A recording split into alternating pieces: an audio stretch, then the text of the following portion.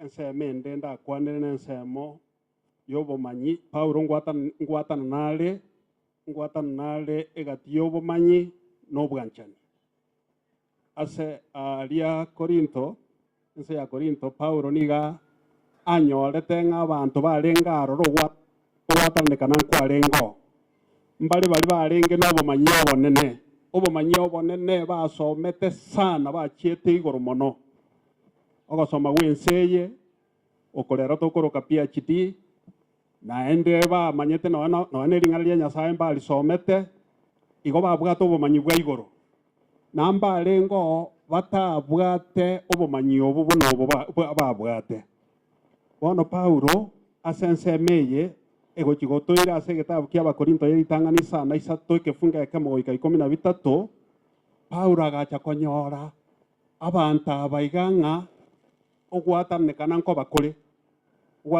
nko bakore ekerasi ekemo kia abamanyi mono basomete mono nekende kia batasometi aba basomete mono niga basomete naende bakababuna niga bari igoro gosinda ababande bono Paulo ngokwanera ari chindagera chiarenge kuri egwororo chinyama chiebing'wanso iga nataka omonto oyomo atosomere gaki kamoranche korwa ase egetabu eki kia Abakorinto eritang'ani isana isato omonto atosomere ekefunga egetang'ani mpaka ekia gatato tosome bwango iga ndakuna ebibungo bike iga nkwana egento ntagete gokwana ndunkore ase amang'ana ebinto bikorwegwa ebing'wanso ase emegwekano y'ogosasimwa twamanyire ng'a into twansi ntore na chisemi nigo chikorenta oboenenu korenda obwanchani nigo bokwagacha omonto kara akage ng'a namanyete ring'ana rinde rionsi oyo taramanya nonya mbono buna emogwenerete amanye korenda omonto kamwanchete Nyasaye oyo omanyirwe nere mbuya mono korenda omonto kamwanchete Nyasaye igo ng'a omonto kare kage ng'a namanyete mono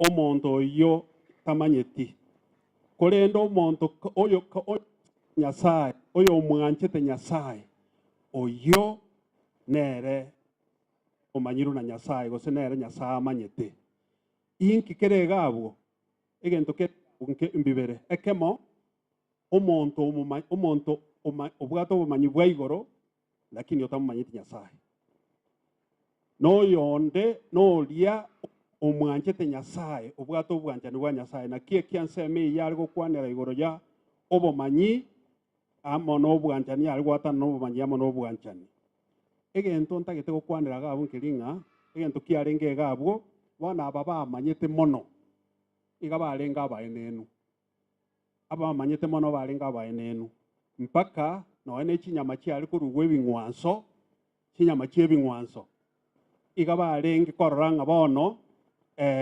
chinyama echi nabo tokoria nabo bakoria korenda aba barabo bamusigete Nyasaye ngokunu barenge n'omoiko omochenu barengereri ng'aki chinyama echi ebing'wanso bori negwenerete torie banyara koba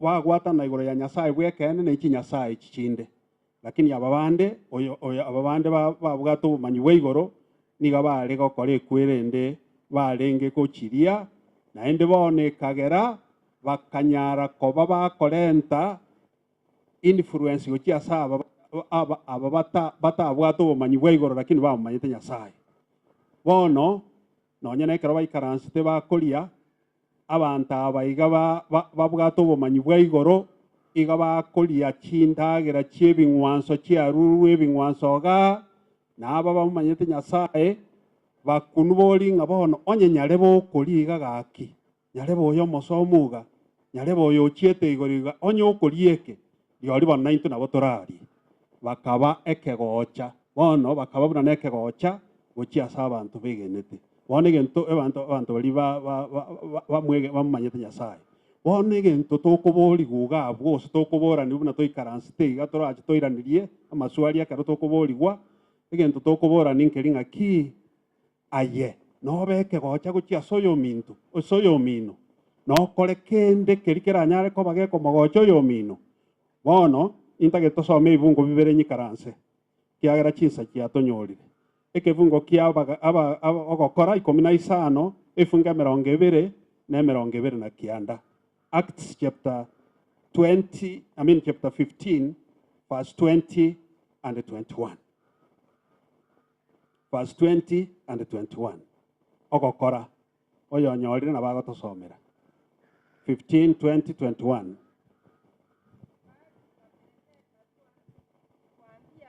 wasile samahani nianze vizuri. yes Bali tuwapelekee barua kuwaambia wasile vyakula vilivyotiwa najisi kwa kutambulikiwa vinago vya miungu,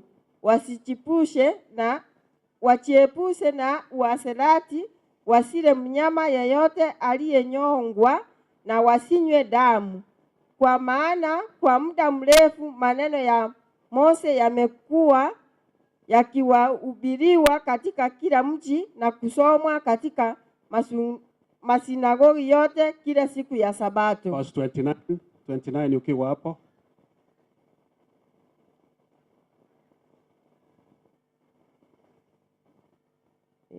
verse 29 sorry Musile vyakula vilivyotambulikiwa na vinago, musinywe damu, musile nyama ya mnyama aliyenyongwa, na musijiepushe na uasherati.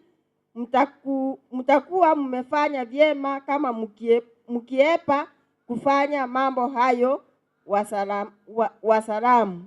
bono ayinaro Paulo atebetie abantu ba Korinto timoria chinyama chiebing'wanso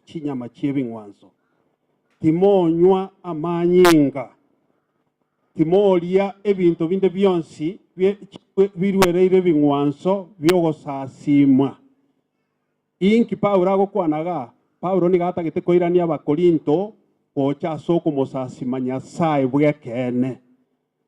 bwekene rero iga niga tokwegera igoro ya chinyasaye chitari chiekene chinyasaye chiogosasima gento kendo okwebori nkeri ng'aki aye nobwate Nyasaye yogosasima nobwate kende keria obegete igoro ria Nyasaye Paulo akabatebia baepukane batigane tibabaise koria chinyama chirwereire bing'wanso igo inki enseme yagototebia egente gototebia nkeri ng'aki aye buno omwana Nyasaye nambe yemo nogwenete koba omobweka n'omuya gochia ase abande aye buno omokristo nogwenete gotenena komotenera Kristo komotenera Nyasaye na komokorera eri nonye mbari bare abareu ase okwegena banyare komomanya goetera asore ekigera aba bamanyete mono niga batagete koiyeria aba bande batamanyete ase eng'encho ya ebikoru biabo koboria okoma nkori ng'a aye ng'aki ebikoru biao bire ase ekanisa ng'aki ebikoru biao bire isikari ase abatamanyeti Nyasaye ng'aki ogenderete ng'aki ogokora naende egento kende ngokora ore ebinto biria bitamogweneti Nyasaye ogosasima gwe chisanamu nobwate kende obegete ribaga ria Nyasaye nabera abe nechisemi chiao nabera abe n'abana bao nabera abe n'echinibo chiao biri Nyasaye akoire tobibeka bosio ribaga ria Nyasaye onyare tiga tomosasime Nyasaye bwekene ekiagerere seni ya lero nige gotwegera igoro yokumosasima Nyasaye bwekene tari chinyasaye chinde tiga Nyasaye atoseni mbuya mono sana. Ai komenta nayi buno morisia ayebekire buya igo nkeri ng'a nigo twarenge gosoma ng'a beyond ora bimoe Nyasaye obonene tari mwanya bantu igoro yechi Nyasaye riri ase abakorinto babwate ebinto abande bachongete abegete nyomba mwaye sasingi nabwate aganta ase akogenda otugama lakini toise korigereria bono iga nimbori ondo imono kende nkere oroseti ukabeka nyumba okoenda gwatugama ogoteba yaya lakini chinyasaye nchiro kende gionsi kerige koira ribaga ria nyasaye einere nyasaye yao igo ebinto na ebinge bikoraira ribaga ria nyasaye. For example okorwara kwaenda nyagitari kwagwena nkio maete ogoteba onyetari abana bane igo ingo kwa abana mbatang'aneti abana babeire nyasaye yao onyetari chibese chiane onyetari chibese ndabwate igo ingo ira ribaga ria nyasaye chibese chiaire rimwana ribaga ria nyasaye igo kende yonsi igo keira ribaga ria nyasaye einere nyasaye ogosasima bono bori na ekengokora gose buna na kwanaiga nkia sawa bonene Paulo egento kende akora kera moe nyasaye bonene no gotea nchero abwate egento gekoro ku selfless love yani ogotea ncha ero ne Paulo ebinto mbira abwenerete gokora lakini ase eng'encho arenge korora na ekengo chigokora ngego chikomoa nyasaye bonene yagera otiga ase eng'encho yabamwabo ogetiga egere goetere gochigokora kemoe nyasaye bonene. For example ekero togosoma abakorinte ntang'ani kianda eyemo mpaka isano emo abakorinte ntang'ani emo mpaka isano emo amabori gabu akobori tindi niye ribaga riokori kende gionsi yani onye nokori Paulo nabwate ribaga riokori kende gionsi lakini ase eng'encho atagete goetera ase okori kwaye komo obonene agatiga ebinde ase eng'encho ya okomoa nyasaye obonene agateba igo nkogetiga egere timbasa gochikoba egetango ase abanto bande ase abakorinte ntang'ani kianda inye some kegusi ine kianda eyemo kianda inye egoteba iga ya ine tituri neribaga riokoria na konywa itori neribaga riokori na konywa bono buno ekaranse itori neribaga riokonywa na koria onye nekagwa nabo okonywa onye nepia nabo okonywa onye yani ore neribaga riokori kende gionsi lakini ekokori eriswali twabori unaki onye kende neribaga kiara buna bono omorisi natana nkori barenge ebinto birwereire ebing'wanso chinyama chirwereire ebing'wanso ekenkori nkemoe nyasaye obonene Paulo nabaroche na nimbwate ribaga riokori na konywa lakini nkemoe nyasaye obonene somango ase eyeiyo isano tituri neribaga koira amo na intwe omokungu oro yominto ase okwegena buna abatumwa bande nabamwabo omonene na Kefa bakorete tituri neribaga buna Paulo ekero barenge koenda korandia Paulo ekero tokomosoma atanyomete iga yani nabaisane giteo na okora emeremo yaye koyekora igo naba akoyekora buna ere igo lakini bono njarenga ore privilege na mokogenda n'omong'ino privilege ende nere kwarengo chikonyora maybe moe gwe binto binga ntori korana none abarandi ekero bakoenda ekero achire ng'ino kise mogotea morigeri obori morigeri ritoke kiara mbare naki n'omong'ina oyo ocho otarenge n'omong'ina rende ere nabakogenda igo kiara bono oyo eka ngiagochigokorera obori bono Paulo nabarochi chi privilege nchiro anga nainche buna narenge nchibieka anga naitio minto iga tokoreki togendene lakini ase eng'encho ntatageti koba stumbling block yani ntaretageti gochikoba egetango bono tindi koira oyo igo ngokoreki igo ngotiga ng'ende nche bweka ekiagera abanto bande mbamaete naki Paulo ninche bwekande Paulo are nere egochikoba egetango gochi ase abande so ekagera Paulo agetanga korwabwa akagenda bweka ase ogokora oborandia naende eyeiyi isanemo kianda isanemo egoteba iga verse 6 gose ninche bweka na Barnaba totari neribaga riogotiga emeremo ya kera rituko gose nere bweka na Barnaba gotiga emeremo ya kera rituko ntwasoma riri Paulo ng'a igetenenerete bweka omonyene tategemeete banto bande Paulo garenga omorosi bw'echitenti chiema igo igaroche ng'a inse kogenda nyisaranse bono ntena na inche ngese ne kanisande bono nabongo ikaranse kyara na inche no murandi ndageri unaki ne kanisa ngo chinde kobe getango ekagera Paulo agatena igo nkogenda na inche nkore mirimo n'amabokane egere Nyasaye gwobonene neranyore kwanse egento kyo support abantu bande so ebinto nebinge Paulo atigete ekagera ringana rie Nyasaye elieta rie Nyasaye limokererigwe igoro bono na into tubwate ebinto tubwenete gotiga Paulo twanyorire ng'a agatige okonyuna koria ebinto mbira atigete egere Nyasaye gwe obonene naye gokonyora kinkeri ko mo obonene getige aye onye gokonyora maybe gotara no buna ora ebieka gotara no montonde inkegere kebe stumbling block gocha sabantu bande goko getiga naende gendo kende nkeringa tobasa koba otegemete abantu kirekemo goitera samoboka kore emeremo egere Nyasaye gwobonene ase emeremo yao yonsi so ekento twankonyora nkereki be willing to give up personal comfort and the privileges for the sake of the mission of others kabange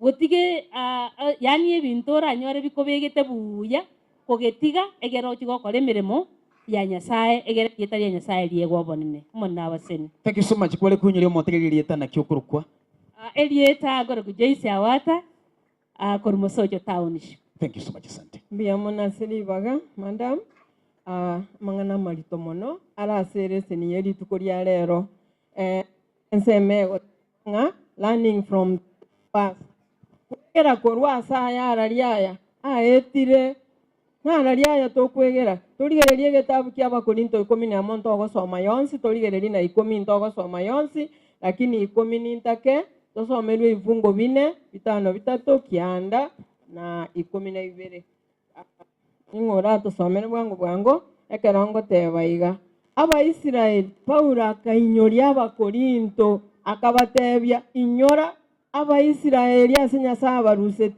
abaetia samacheme akabarageria akabatari botuko obakendereri batumoke gesunte lire liria Yesu orenge ngango toiweke funge iki Kori gitabu kia Abakorinto ntangani 10 efungo 4 egotebaiga bonsi bakanywa ekenywa keria kyomoika ekiagera banywete korwa segetare kyomoika kia batunyanete na egetare keria na kyo Kristo. Amen. Egetare keri na Yesu Kristo. Tosome 5:3 egoteba verse 8 gose titokora obutumani buna abande babo bakorete igwa ntokora obutumani buna abande inkige kaba n'abantu kirivwe 23 bagakwa aseri tukeri wa abange kerage abantu 23,000 eruwisiri na tatu bagakwa sengenjo yake bachiete mamincha ya Nyasaye bakagenda ko babatumani Abakorinto Paulo ngo balikerale intu Abakorinto babono ngakitogo kukera lituko balenga togo kukemoika asobotumani asoko mamincha buna Nyasaye goteba chiri bulenga chiakule ndoko nyana goteba nam abaiga bakalikerwa bainyole ali abete engakieri y'Abaisiraeli bono igatoche lituko lya lero twalikeirwaya asogotoinyoria ali abete ntonya lipiti ekero omonto agogotebinga tokora ekio gogokora igora abe buna nyarebe igako igisambo tokora ki ntoirorera buna bari Abaisiraeli ase bare koenda kombo ase ali ase bare koenda kombo ebinto biri bikabasiria onsagosoma gochinse n'eching'iti chigakora ki omosomi soma abwasi nini sore gose titotemo monene buna abande babo bakorete bagasiriwa n'echinyiti baminto bakachigotema omonene Nyasaye kabakani ng'akibwatia amachikane gotokogenda nainu nimbalendete ngo banda amache mwanywa nchininchegere nchininche nsoko nanda amonainu paka mana ya rugoro bali baminto batamanyiti bunepekiri endagera ya Nyasaye mbakoyerora baeta amache ime mbakorora ayo ande bamanya korora ng'a ayumbusa togosoma 12 13 oyo teneine takaga omonto tabase gwekaga ng'era ateneine buya omonto taka inche mono n'omokristo chete nkabatiswa inche n'omokori emeremo inche n'omorandia inche omorisi bw'ekanisa origereri tokora ki asayo oyo wekaga ng'a nateneine erende tagwa. amina asa amatuko aya tomenyete ekero rioka torabe togosaba ring'ana ria nyasaye tosome na gosaba lakini tokore ki twerende ntoka ntogwa twerende ntobase kogwa ntokaga tomanyete ekero toetete rocha ase amache onye ntoriokora buna nyasaye goteba ntorora ng'a inche n'omorisia inche n'omoteria inche n'omwana kwaya toisane kaigo orore tokora ki togwa egento keratokonye rioka nekero torasome ring'ana ria nyasaye togosoma ring'ana ria nyasaye nari torabue rori nabo tokobua lakini tochake korigereria ng'a inche nimanyete twasoma introduction part of it egetabu kia Revelation chapter 21 ase nare kia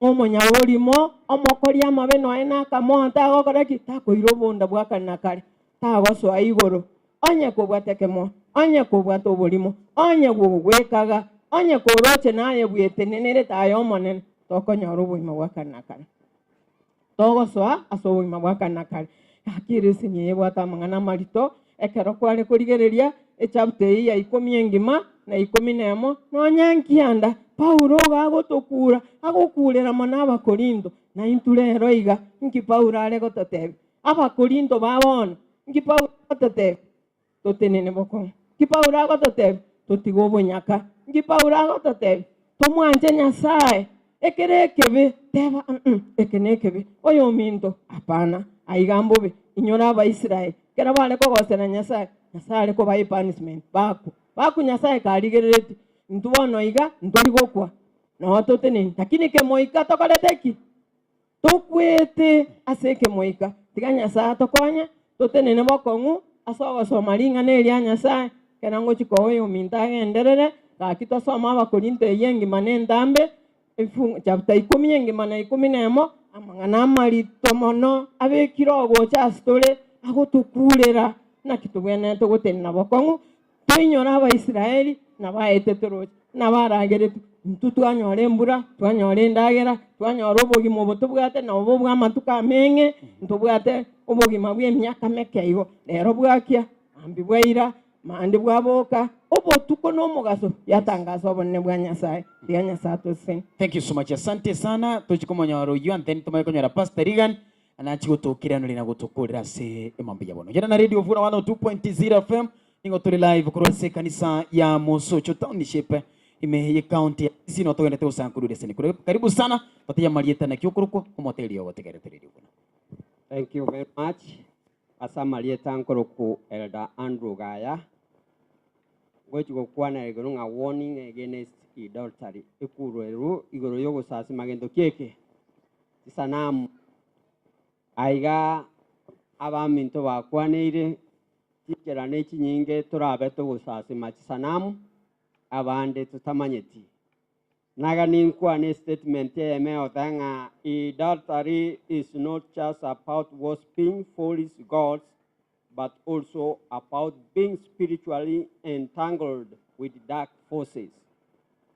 Yani inga ogosasi machisanamu temi inga nogosasi ma tinyasaye lyokaigo nga kurende naende nogosiranibwa amone chinguru cyagento kieke cyomosunte bono nchera kieye twabeire tugosasi machisanamu buna twateba esanamu negento kerio ko ali bagali tangani obwabuna orae nyasaye li bagali eri tangani inga igo wesoiri asogosasi magento kieke sanamu aye nobwate sanamu ende onyarete koba wogoisibirani nero ekero gosoma egitabu kerikia abakorinto yeritang'ani 10 emerongo 2 ningani omo somia nsomere ekebungo ekio abakorinto yeritang'ani 10 ekebungo kiaye kia emerongo 2 Ego teba iga. That is verse number 20. The Bible says, Taibo, kurende ebintu biri abantu bebisaku bakorwa bune bingwanso ningo bakorwera ebirecha. Gustari Nyasaye. Inchitinya nchitinwe mubwatane nebirecha. Biamono. Eleseni amalikato tebiringa ebintu biria tokorwera Nyasaye. Ekaotanga taking part in pagan rituals equals having communion with demons. Inchira kikero kende tu abwatanira mo nebirecha tutamanyeti. Abandi gotota nga tubwati Nyasaye nde togosasima. Ebintu mbiroro tu abwatanire na birobyo tutamanyeti ngani gotubwatanire amo nebirecha. Nambeyemo. Ekuagenda kwewa mache nechuwa wate bono onyabegete nyumba. Naruko nyagosiara nga narago siara para mambia. Aye gobwata inene birecha. Ekuagenda kwewe keranga chibinga na kioko nyakorusia kausia kama kwa nyakolikera lituko kwa nyakora kiyogokora. Wabwata niramo nebirecha. Nakigekogera amalikago totebia ase getabu kia Matayo 5:1 ekebungo kiaye kie 24. Tosome.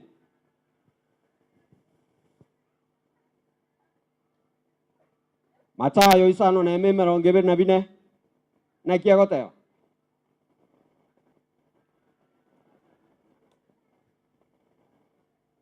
Torayigo. Yautanga no one can serve two masters. Ondeta yora koregento kieke. Abanene babere. Bono nigere igoro ya ama na inche. Kochora nuru liyo yogo korera. Lakini Biblia gototebia iga. We free from idolatry. Tunyare ko bato koraki. Totame. Korua segento kieke. Korua sogo sasi mebirecha. Nechi Nyasaye. Kiria kia tonge tu na Nyasaye. By the way, omotongi oyo wenete gusasimwa no yomo oyore Nyasaye oyo tonge tego na gendo kieki nense. Ogenda contrary mamincha yayo twaira ekoba wa motongi oto Nyasaye. Tomanyenga ndo tuabwatani amone birecha. Nagani nkwane a statement ye meo tebaiga. The danger of idolatry.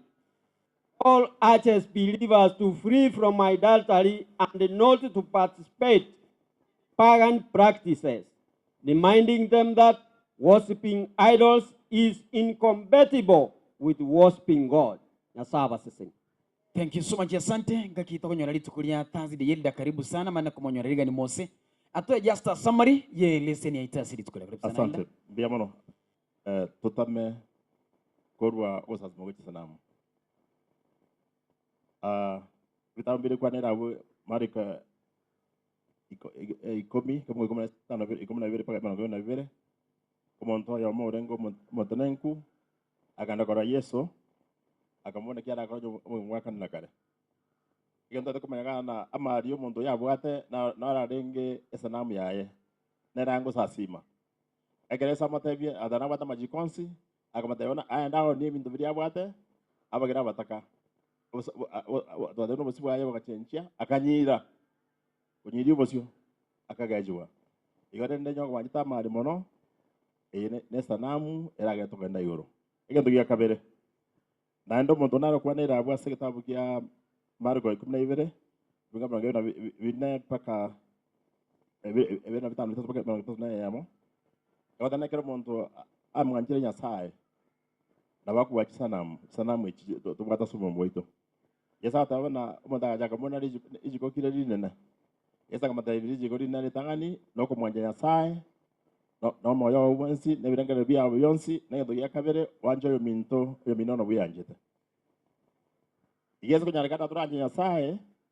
doko nya wanje yo mino Yesu kunyara turanje Nyasaye tokora mwana maya igonyota tutubwe sanamu yitoko sasima nyasaye tiganga sa chinkoro cheito tumariganie atochenchie tuwenere asobumwaka nakare asenga kia yabona sanamu nereriye TV next cinema jirije kama chabere sanamu sanamu yabere nana mono ne esimi dere ko ibaga okwana bana bao dere ko ibaga okwana na mwako no mungno no mwana dere ko ibaga okwana bible bao we are made an idol njama izijire ngona nyabe kada mesanara rigeredia erinda ko mfano na era bias izagete gospel oma de familia mwana wakwe so mwako wakwe so mungna wakwe to ko monyora lakini simia oiberwe na bakore yende nyasa dia tokonye tumenya ibintu toko adi badi nene dia bosa toko adi badi nene bosa ya to nyasa adi badi nene atokonya subugi mobo igorende ekatoko ko da selasini asali tukadia ya ramisi yasa ota na totame ko ase osazime wekano ekebungo gya bakonde ndi tangani ikomi ekebungo 14 arabo mali watayabaiga ndabana banya sa tu mande nyasa ntwe changanya na ibintu bitari buronge igora ryo twasera sema ngana sanamu uno mulisi kaya kwa na sadi abaseni igantegere yo asengije chinsa sabaseni. Thank you so much nyurana naenda bukuna kwebeka iga onya kwebeka hange onya kubwato komentera na buchi komentera badabade pastor gani karibu sana utoe summary lesson tumenya kwenda sense mwende ni mbwate gideka etokora chinsa isano igora nabona atebiwa lesson yaitu gonto bwate ribaga na yebeke standby onye kubwate kali guchi kuburia sema mbia bona bukuri pastor karibu sana.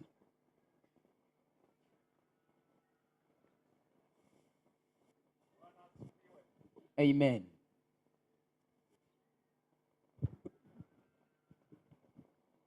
Ng'asikire ginto gokora digereria mono ng'ano imukereti ororio iguru Nyasaye nonya mugundu gukuna kurima kana gotera no ene korasi kumuimukereria ororio iguru nonya nase chirore igosegia toretera na gwantamu na tutamu tutare gotera Nyasaye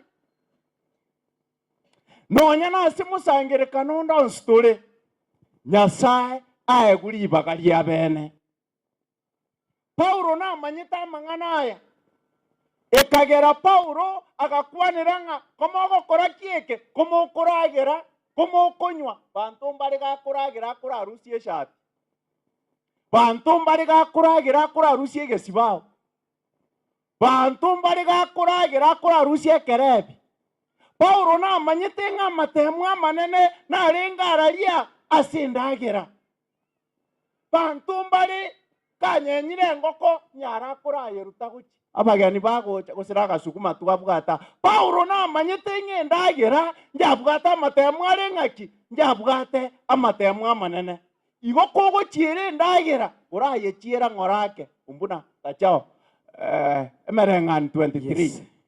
Emerengan 23 nero Proverbs kiama emerengan niyo 23 1 23 verse 1 Biblia oteba yes ekero ogoikaransa koria endagira mono mogambi baminto nago kwarigani kwandonsi koe kwendagira gusinkandagira kware koe gobeke mono nabira benekerero orengererie mono gwikurugite mono kanje ing'ani ng'ora ase obosio bwao ng'oyora ase obosi bwao rengereri mono nomonto bwa masikani ragira ng'ora nomonto tutanaraini yaya bono beka ng'ora gachi ng'orake gachi egekeki ekerundo keri ogochira bwo gekanyake bono gendera onye kore nenchara baminto onye nchara yakonyarete obeka omoyo ase ring'orong'oche riao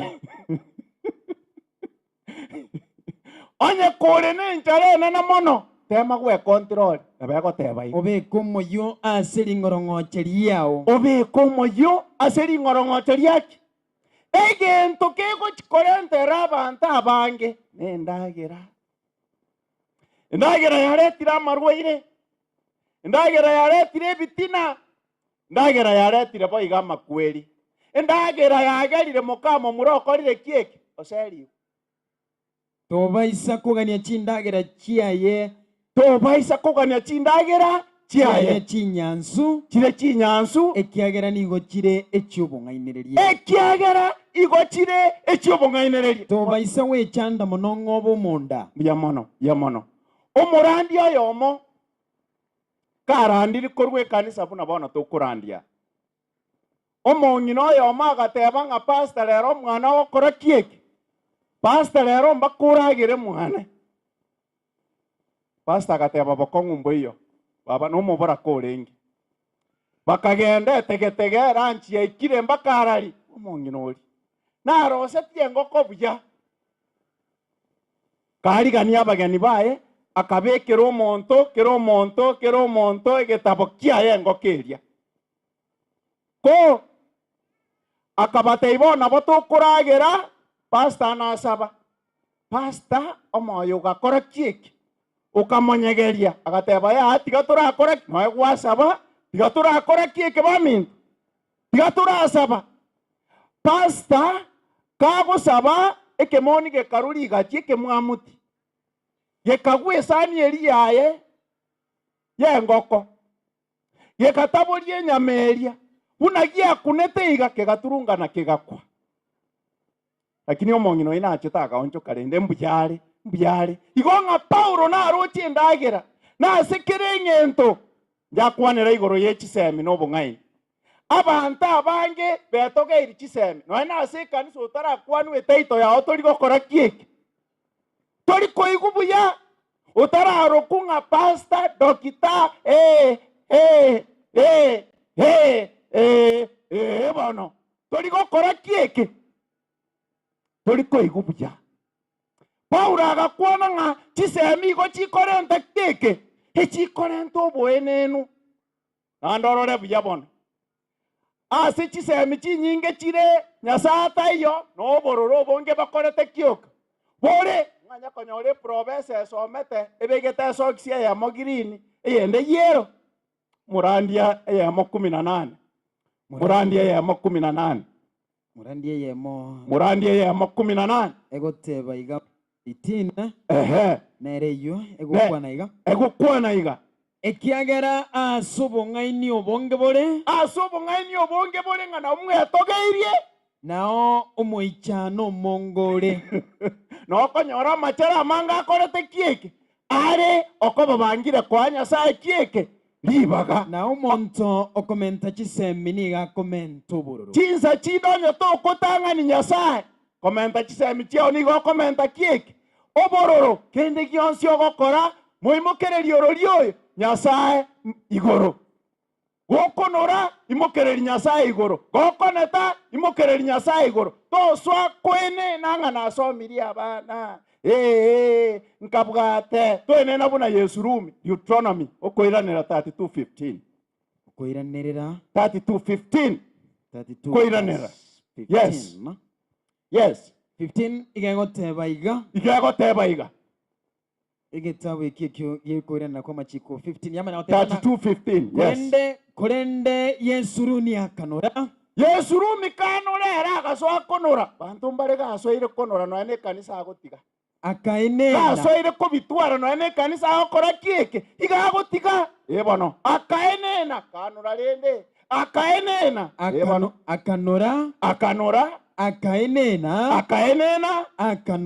akanora nakoneta akagirigenta eria akanga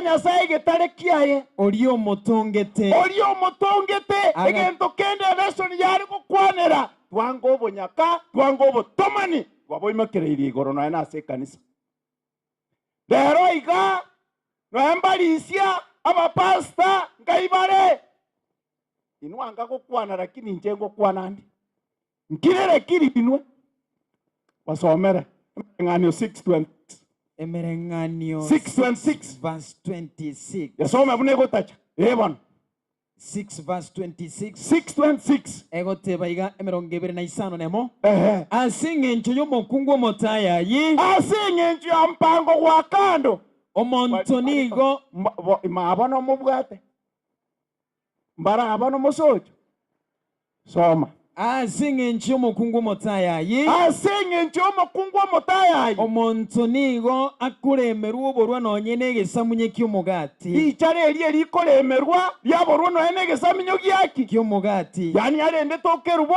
lakini mwoe ng'akiere. Bono. Na omokungu bw'omonto omoao. Omokungu bw'omonto omoao. Niga akorigia obogima bw'omonto omosaria. Iga akorigia obogima bw'omonto obosari moralisoma.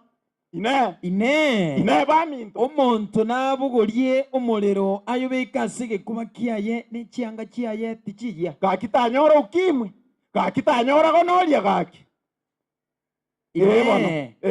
Omonto nabogorie omorero ayobeka ase egekuba kiaye n'echianga chiaye tichiya. Gaki tanyora ukemwe yachire. Gose natara ase riera riomorero n'amagoro aye taya. Baminto. Nabo igo eraba ase omonto gotomana n'omokungu bw'omonto onde. Nabo igo erabe omonto gotomana n'omosacha n'omokungu bw'omonto onde. Onde bwensi okoba n'omokungu oyo. Aye morisi orende tosoka n'egesiba ogiakerubo. Goikae gwegesusu. Mongo sokore na kioche na kie kanisa. Omonto gokora ki? Soma. Omonto nabo igera abaso omonto gotumana n'omokungu bw'omonto onde. Nabo igera abaso omonto gotumana n'omokungu bw'omonto onde. Bwensi okoba n'omokungu oyo goikae wegesusu. Goikae wegesusuro. Soma 32 egio. Omonto gotumana n'omokungu onde bwensi. Omonto gotumana n'omokungu onde bwensi. Oyo tabwati chisemi. Oine lichara monto tabwati chisemi na kiakoroko. Lichara lichwati plus kogendera. Nyasato seseni. Oyo gokorayo. Niga wesaria eromo nyene. Nyasato konye. Tumanye nkitogwenete gokora ase eng'encho y'okomobaka. Nyasato konye. Chisanamu chiri tobegete nyomba tochirusio. Agusiba no chinyang'ao nchitugire. Agusi ching'iti nchitugire chinyomba. Agusi nkonga inumore ne chumbi ya musini ya 25. Nga ya sabe irubono kachiusi alere. Yeremia 8:22. Wakolira bono. Yeremia 8:22. All right. Omolisi na igure. Na igupi. Yeremia 8 verse 22. Egoteba ikerongo ebere na egoteba ekefunge ekyo. Ine baminto. Amaguta akogwenia nabolire Gileadi. Gaki nabolire mosocha. Amavuta yoko pastamba abolire babasabera. Bono. Omurwari atari aroro. Gaki Yesu tari okogwenia. Naseki abantu bane batarawenia. Aseki abantu bane ne ebiranga chibabwate nyomba. Aseki abantu bane ne chichumbi babwate nyomba. Nyasato konya tumusasi maso moikana ken. Thank you so much, asante. Timati usonana bwata komentera aselese ni mwacho moteri radio vuna 102. Onyo kubwate okomentera aselese na bokwe mukyo koboko iga. Guchimaiga aria timanyeti ntaraja busiga. Onyo kubwate okomentera aselese no bwate libagarigiya. Rio komentera nchake kurwali mane gocha the other side. Thank you. In the next 30 seconds. Asante kwa sababu ya wakati mimi ningesema hivi. Waisumunika wakemurunkani asa akeba mayalio oreire muna inche mwanya bantu nae mwanya bantu nyasa otoira abana otoira abangina otoira abagaka twomanya gochaka akyo mugako yo ngakyanchanda akya abanchandire erese nigo yale goteba ngakerebe murungani tie kabire yugo mona agatina gateba muna inche nyasa ende moyo kelimo kwana kurwa semenu ya ino na kingo karagendoki mbale ngabaitetwe 23,000 nae munoko nyagoteba nakyo musati oyanchanda nakyo abana abanchanda mami nkobora bare nando soe gokura kekiaga nae gwakaragendoki wasaba kelio gosimeka nakyo karagendoki nakyo kogesa mwana abase. Thank you so much, asante sana. Jide kambugate ne chinki nate gusa 5 iburu tuweze kutamatisha. Komentera kwao. Yes. Nataka komenta nga aiga selese ningo kwana twarenge igoro yobomanyi n'obwanchani. Obomanyi bwarenge gokwanerwo nataka komenta nga Nyasaye abantu mbarenga ase kanisa ya Korinto bamanyete mono igoro ya Nyasaye naende bamanyete ng'ebirecha mbiyo buna naitwa Abadventista tomanyete ng'una ebirecha tibiyo barabu bakamanya nga ekero bakori noe na echindagera echi ngokwanera yarenge eleseni ase Paulo akobatebia ng'a nabo mokoria endagera eye chindagera chiaruetwe ekeng'wanso na ase ebirecha onye chiaonigwa echiro aye nkwamanyete, lakini onyore ekiagera momanyete ng'a Nyasaye naro Nyasaye, Nyasaye nere Nyasaye, ata nonye na ebirecha ebi mbibwati kende aye komanyete bo, lakini omonto narense emao tamanyeti. Paulo are nkobagana abantu abakoboroka the weak and the strong, bari bamanyete ng'a nindi endagera eye kende nkeyegonkorera, naba bari batamanyeti barabo baroku the weak, bono bagokorora gokoria bagwa ase okwegena. Bono Nyasaye Paulo gagwa advice endagera eye iga toria egekogera onye gokoyeria ase bari batari abakong'u ase okwegena egere bagwe nkobore ekegocha ase bare.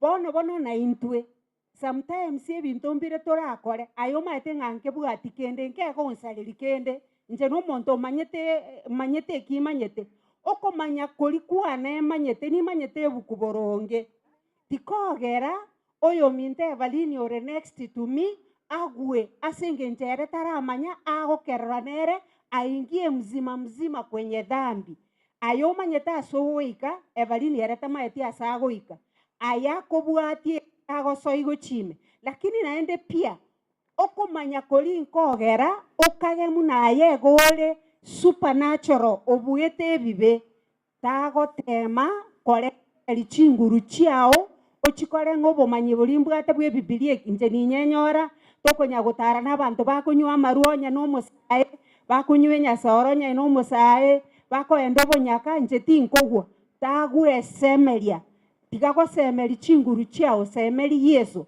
Do not depend on your strength. Chinguru chike mwanya bantu nchigo tokonya tonyora obobui ase ebibe igo bikobugwa ne chinguru chiko ruigoro na asengencho yeyo tiga nchari ogotoreka kwoyo okomo timbasa kwerenga eringa nche kenatorekire ekingo kora ngerikomata onye kekogera oyo mintagwe ndore timu yeria na inje tinyekaga ng'a ninteneine egerengwe biamono. Thank you so much, asante sana nweketu pale. By the way, ekero twale gosoma emambia lera sense moye devotion. Temate soni nari ntete kusikire siku jide kambwate ni isa tuchuka. Ekero twale gosoma lera simambia bono twaligereria abantu bali kurukwa Tora, Dani na Abraham. Abantu banigo babete bakwengereria Musa ekerare ngokorega asiyo monene abande bakuburinga gutanga nonye watutigetaria asense litomera orase tu alikonagera buya lakini ngikia baberete. Yani wao walikuwa wanajiangalia wanaona kwamba wao sasa wamesimama. Walikuwa wanaangalia wanaona kwamba wanaweza mshinda yule Musa. Hawakujua kwamba Nyasaye uliotenene na Musa na yana bali gutenera nere wikachinga kichonsi. By the way, kitabu Kiomabaro chapter number 32 mpaka 35 ego tebanga liro balikabwereka likamera amonechi amatechi abo n'abantu bonsi ababwate tikora amone ebintu byabo byonsi. Ego teba number 33 asa yo baraho bonsi bakamerwa bale moyo bakagenda gukiasa abakure boigo n'ebintu byabo eliriro balikairanirana likabatindeka na barabo bagasirigwa bakarua somo sangirekano. Walikuwa wanapinga yule ambaye alikuwa anafanya kazi yake Mwenyezi Mungu. Kora yeye alikuwa anajiona kwamba amesimama na hakuna mtu ambaye anaweza mshinda. Akaona kila ambacho anaweza fanya ni kwamba anyale kunyarakoba gagupinga Musa. Kwende kanyarakoba gento kieke ekanyara kunyarakoba bagasirigwa bagatindekwa. By the way, verse 35 tebanga eliyo muliro karua somo nene ugasamba abantu balia 250 abukonya balentire ubani. Kwa hivyo akafa na wao wote. Tutigare tumanyite ngele sinya tusemia semambia bono tumanye ngai tuteneine bana bali tuteneine tituka nganigo tuteneine nganto watuombe Mungu atusaidie na tusonge mbele na maisha. Tukire na sense moyende tonyorogo saba tuweze kutamatisha. Senye chichinza ila karibu sana.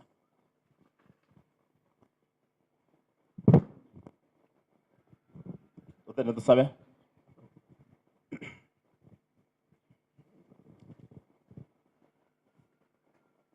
Omwanju tata ya sambi amana sema mbigia. Wakwa ni amana tata sai watene tutange kurwase osasi motorio koronga tata sai. Na binde bya sura kwa somo wita sai ebe no kuragera, ebe no kweboya, ebe no gasoma, ebe no kurigera TV na gasoma magaseti. Toso bya sibira nyako bakiri tari yao. Bia mana so byo kwa tanda sema bia bono. Doje nyingu mu kama jata sai de kata mya so mo tamya bana to kuvenere. Ndoko nyara singu jetu chioka. Mya yetu ya mana into. Tara mana into na bia mana se radio phone ya program ya story. Basini naenda bakanya kama ndao kwa radio sawana bao. Basini ndao mara uchinga chio sika. Tomwa sombia. Basabira silite sukso motori ito. Amen. Asante. Thank you so much. Tuendea sense muendea bateri baria na mugo chaga moto yo gotera na very special way. Thank you so much. Abararia bigitasini kia radio vuna na bara ni matichinga kigo ika watatambulishwa na wajulikane vizuri kwa kazi nzuri na ndimbo jamono sana si studio walitoenda tukubwata na barukuru wa sense media. Back to you Ella. Asante basi. Saa zimeenda na tutaka kuwa watu ambao tumechonga wakati. Asante sana Radio Funa kwa sababu umekuwa pamoja nasi na program nzuri. Nataka kuleta matangazo, kabla matangazo, nataka kupatia dakika 10 strictly. Under you 10 minutes. Kila kenyoro kiende pamoja katika sehemu yao. Zile pesa za kambi, tunaanza kambi next week. Kwa hivyo tunataka kila watu watoe pesa zao kwa treasurer. Alafu treasurer zote hizo pesa waziweke pamoja, wapatie main treasurer wa kanisa. Sasa. Kwa hivyo ningetaka siku ya leo pesa zote ambao zimekusanywa za kambi kwa sababu tuna kambi next week zipatiwe treasurer wa kanisa leo saa hizi na mimi nipata idadi hiyo. Kwa hivyo ningependa wenzetu wa Ruben uingie pande ile hapo kwa Radio Funa. Hapo kwa hiyo hapo bandiko Radio Funa. Wenzetu wa Juda tujongea hapa mbele hapa hivi. Wenzetu wa Benjamin mkaa hapa karibu na hiyo pub system kwa kupatisha watu. Na wenzetu wa Levi tuende hapo nyuma. Levi nafasi jana.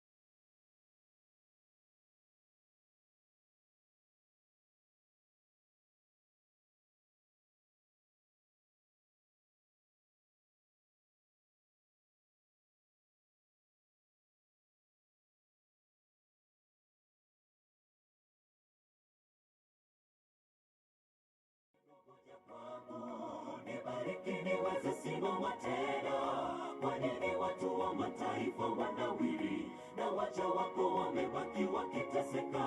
Inuka simama, Emanueli, ileteni baraka yako. Tumalizie.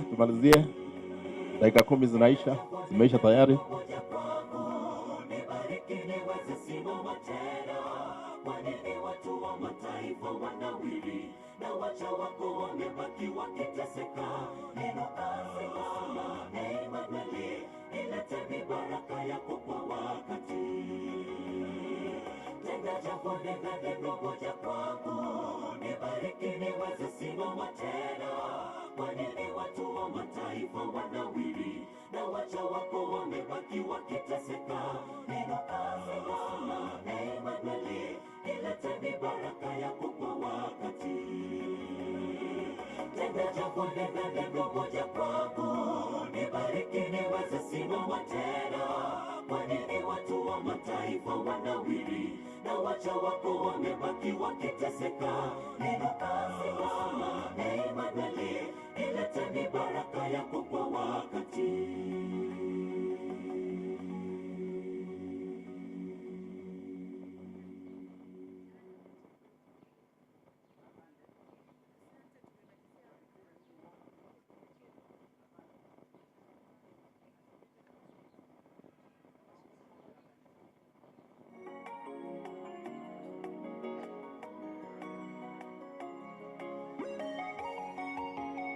Nataka kuweka matangazo. Kama umejelewa utapata kwamba mwana zio wako.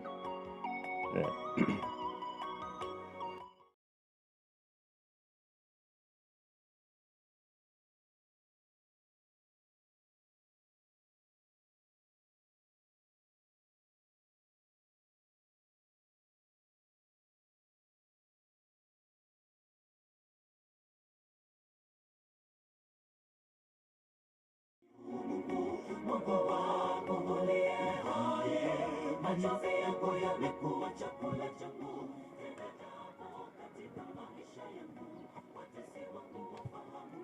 Happy Sabbath. Happy Sabbath.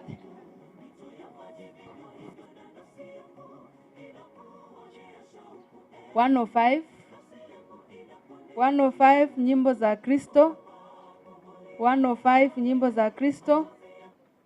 Mchungaji mpenzi. 105 nyimbo za Kristo. Choristers on duty wakiendelea kukuja, tushirikiane pamoja. 105. Mchungaji mpenzi, ukuita uje. Sing. Mchungaji mpenzi, ukuita uje. Katika zizi lake panapo salama, akina wana wake waume vijana. Yesu aliye kweli huwaita kwake, huita kwa moyo wa huruma.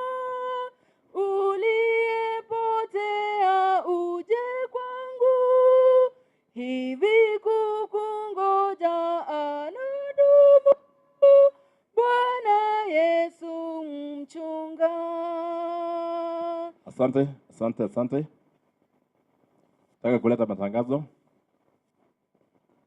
Joseph, tunaanza matangazo. Hebu na uketi.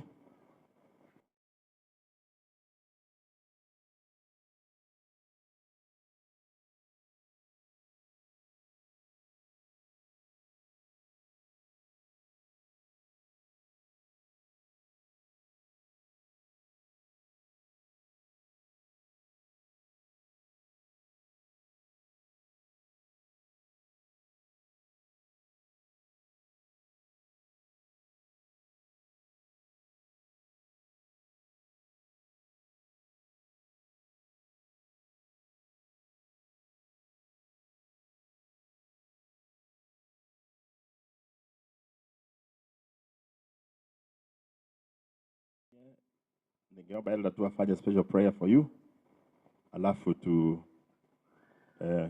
jisikie nyumbani, karibu nyumbani. Wale watoto wetu kutoka kule chini pro unit PP1, PP2 kwenda juu, grade 1 mpaka grade 6, junior secondary, senior secondary na university pia. Mungu awabariki. Karibu nyumbani. Naomba kwamba Mungu awalinde katika wakati mtakaa hapa nyumbani. Elda waombee, alafu niendelee matangazo.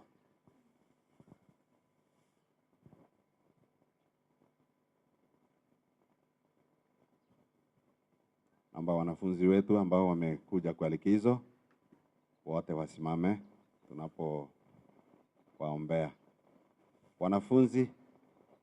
Wanafunzi wote tafadhali, naomba msimame. Ningependa kuwaombea, wengi wako upande huu. Naomba msimame nyote.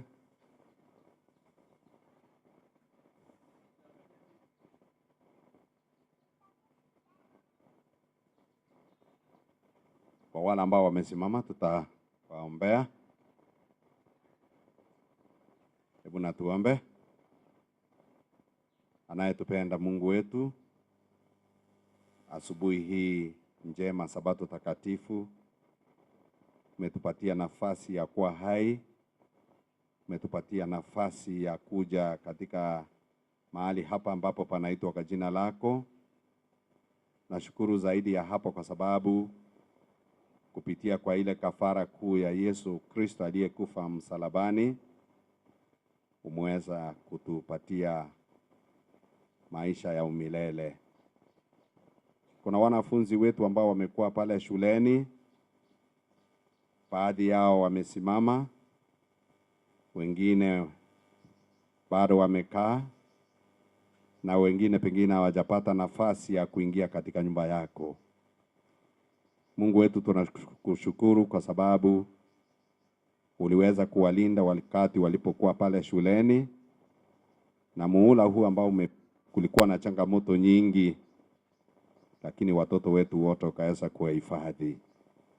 Sasa kwa muda wa wiki 3 ambapo tutakuwa nao hapa nyumbani, naomba ya kwamba pia Mungu wetu uzidi kuwahifadhi, wasaidia waweze kuwa watiifu zaidi kwako, lakini pia wawe watiifu kwa wazazi wao.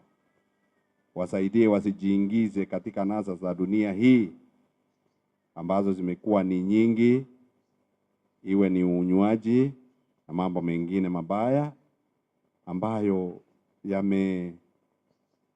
yamekuwa ni mengi kwa vijana wetu. Kwa sababu hawa wanaitwa kwa jina lako, naomba ya kwamba uweze kuwasaidia na wafanyie yote kulingana na mapenzi yako, na watakaporudi shuleni wote wakiwa ni wazima, tutazidi kukuinua kwa wema wako.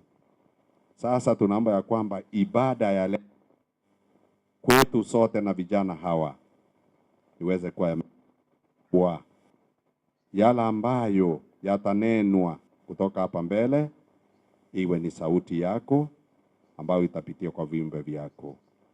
Nashukuru kwa sababu haya na mengine mengi ambayo utatufanyia, ni ombi letu katika jina la Yesu ambaye ni Mwokozi wetu. Amen. Asante kwa wale walikuwa mmewativu, mmepata baraka zenu. Mungu awabariki sana. Elda Munayo ataenda makambi Kisima. Hebu tuone, tumpatie salamu. Ni wangapi nampatia salamu? Elda Munayo, angalia. Sawa, wasalimie pale, waambie Mungu anawahitaji, watumikie kwa mapenzi yake. Ambaye anatoa matangazo ni Elda Lame Kombati, mmoja wa wazee wa kanisa.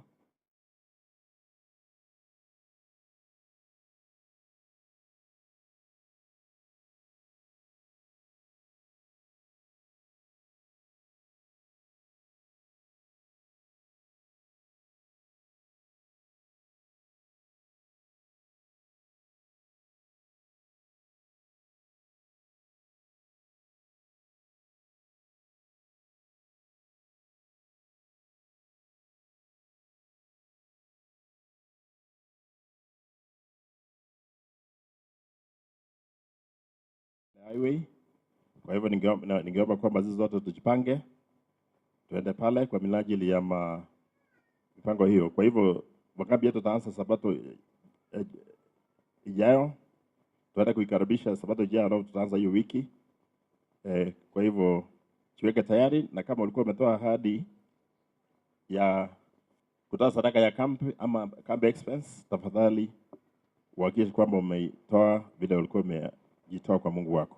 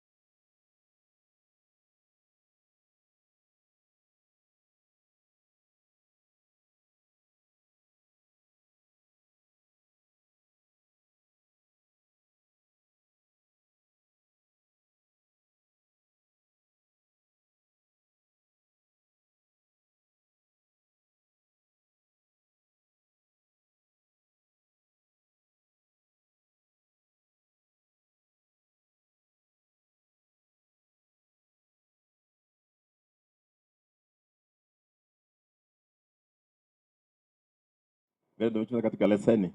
Kwa hivyo kila mtu utulie vizuri, ujue kwamba haya mambo yanaendelea kuonekana moja kwa moja. Kwa hivyo naomba kwamba kila mtu achunge sana, kwa sababu mambo yote yanaendelea salama bila shida. Matangazo mengine ni haya, nataka kujaleta kwa haraka kidogo. Sawa. Tangazo lingine ni kwamba kesho Jumapili camp committee itakutana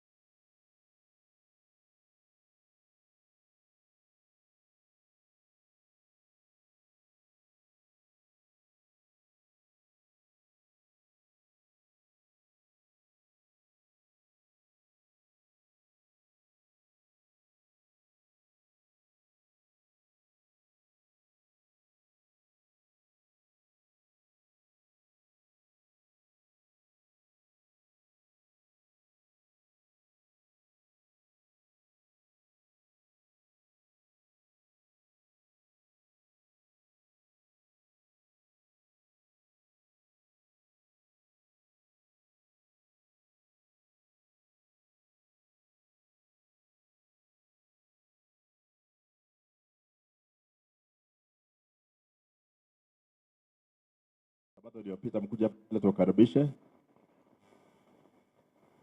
wale walibatizwa wote.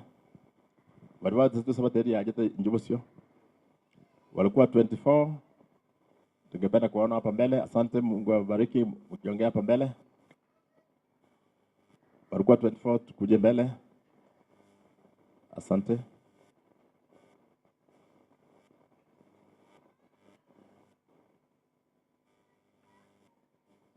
Asante. Hizo last week. Wale ambao tulipatia jukumu ya kuwachunga, hebu tuone kama mlifanya kazi nzuri. Tuone wangapi wako hapa mbele. Asante, Elda wakaribishe kwa niaba ya wazee wa kanisa, alafu tutafanyia special prayer. Waendelee kusimama katika imani. Elda ni wangapi?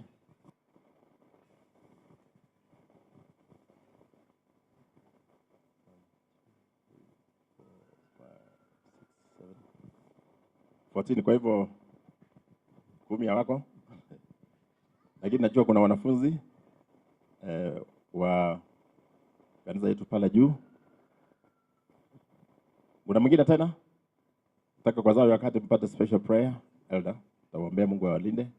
Ni wangapi watakia mema hiyo? Niona mkono kuwakaribisha nyote. Tuwakaribishe kanisani. Asante. Okay. Thank you so much. Hebu na tuombe vile tulivyo. Baba wetu, kwa jina la Kristo,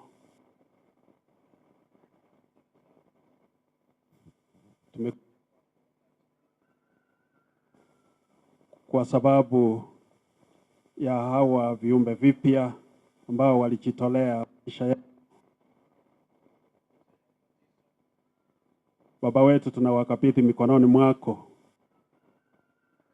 Umeanza safari upya, piti mikononi mwako, tukijua kwamba mwovu shetani ananguruma kama anawaletea mazuri ya dunia hii, bali tunawakabidhi kwako, uwashikilie na mkono ili watembee kwa imani, na mwishowe Baba tumalize safari pamoja utakaporudi mara ya pili kutuchukua nyumbani, ili sote tuwe tayari kukuraki mawinguni. Asante pia kwa wale ambao wameketi mbele zetu hapa wote. Baba, wamekuja ili wapate neno la uzima. Siku ya leo tunawakabidhi mikononi mwako wote. Roho Mtakatifu anene na kila mmoja wetu. Mnenaji atakaponena siku hii, sote tupate nguvu ya kututembeza katika ulimwengu huu. Jina lako litukuzwe tunapoendelea kwa ibada. Ubarikiwe kwa kila njia, kwani tumeomba kwa jina la Kristo aliye mkombozi wetu. Asante. Basi Mungu awabariki. Tuendelee kuwa waaminifu. Thank you. Karibu sana. Asante. Naombea mema, Mungu akue pamoja nanyi, na akiwakuta wapatie moyo, na endelee kuwa encourage katika safari hii. Asante sana. Nafikiri nafurahia kwamba bado duko.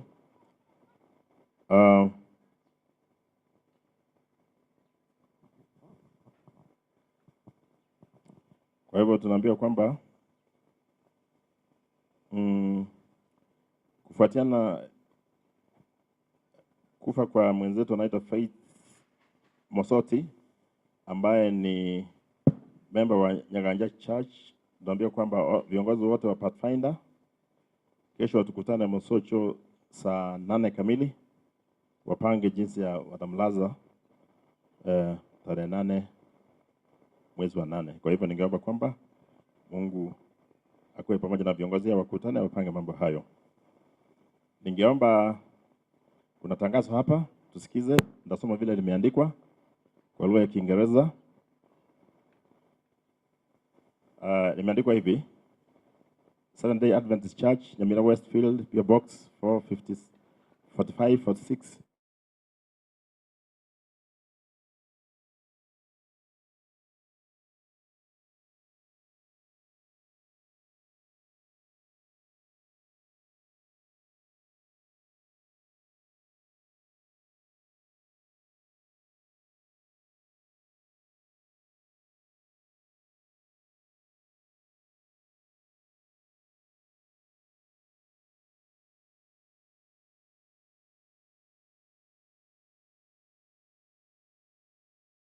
Duncan Okongo Ngeri and Miss Nancy Nyanjera Ongubo.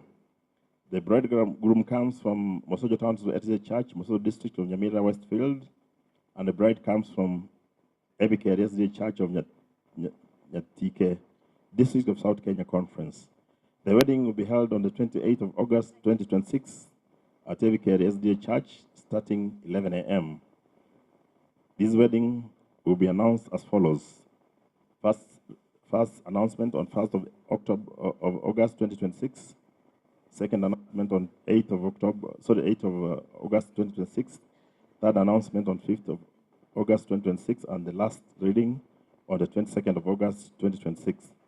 Even anyone has a valid reason that will hinder the two from being joined together should report before the wedding dates, or else forever keep quiet. Thanks and God bless you. Yours faithfully, signature, Pastor Stephen Onyari. Basi ni harusi ya kijana yetu Duncan. Yuko wapi akuja hapa tusalimie? Duncan, kuja hapa mbele, wengine amuja mtambua, ndio huyu. Naenda kuleta mjumba. Mnamtakia mema, ndio wala mtakia mema? Wala mtakia mema? Asante. Karibu Duncan, wasalimie. Happy Sabbath. Mungu ni mwema siku zote. Nashukuru, naomba utukufu uwe kwa Mungu. Mungu awabariki. Thank you. Asante, tumwombee mema akiendea katika safari hiyo. Hebu niona wageni wote wasimame tafadhali. Wageni, ni mara ya kwanza kuja kanisani, usimame tafadhali. Sawa. Na mgeni pale. Elda Ndicho, ningependa uleta mgeni mmoja. Wapi Elda? Basi, leo ni kama wageni kwa wengi, kwa hivyo ningeomba Elda Ndicho. Kuna mgeni atatuletea kwa niaba ya wageni wote. Alafu nimalize matangazo. Amjambo kanisa. Hebu tusalamiane hivi. Thank you so much.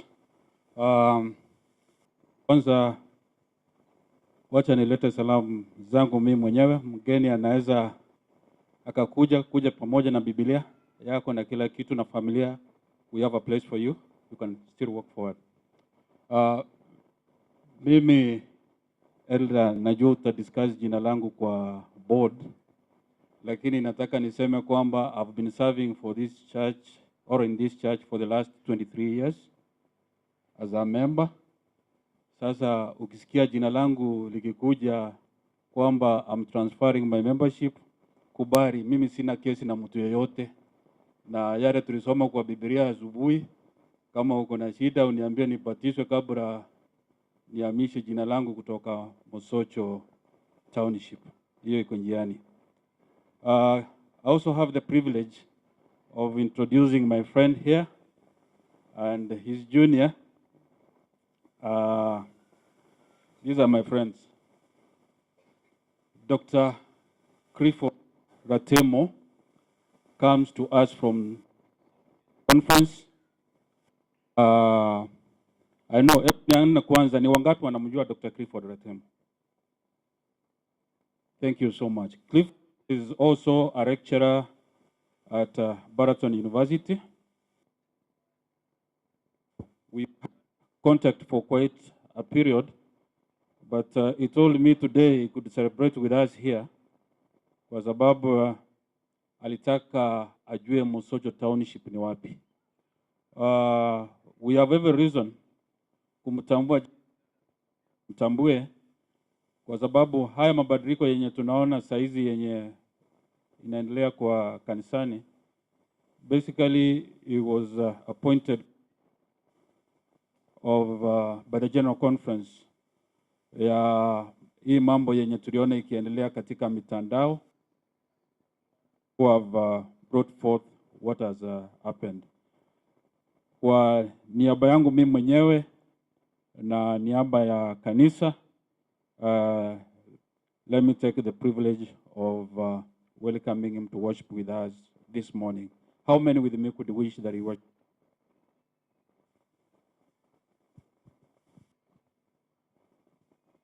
Viongozi wetu wa union, Elder Ondicho Nixon, wazee wa kanisa ambao mko hapa leo,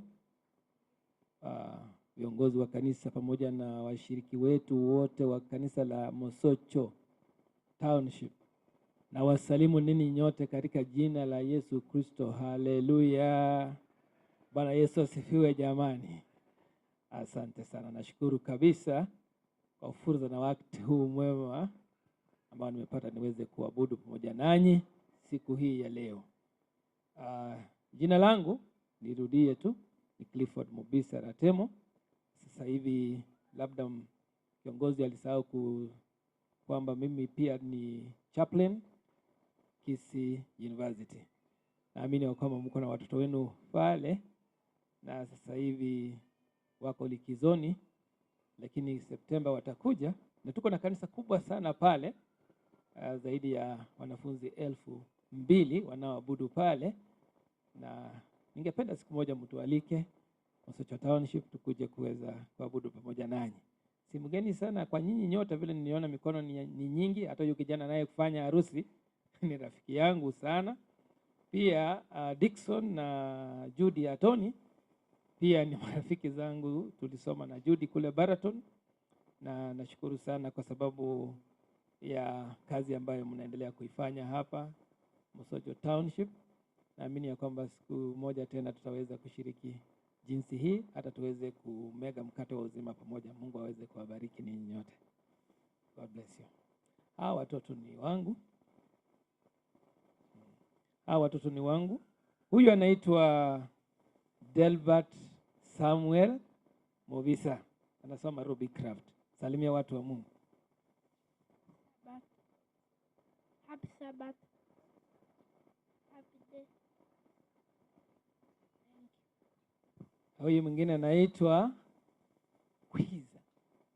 Kavi, anaitwa Kavi Mochiemo. Hebu Kavi Mochiemo naye aweze.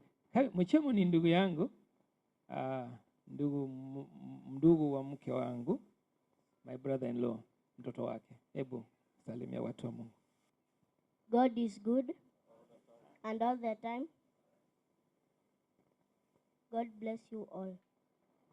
Asante sana. Basi kabla sijaketi, kiongozi amenikumbusha kwamba tulipata tena habari ama salamu zake. Kiongozi wetu wa South Kenya Conference anaitwa Stevens Ongige. Wangapi mnapokea salamu zake?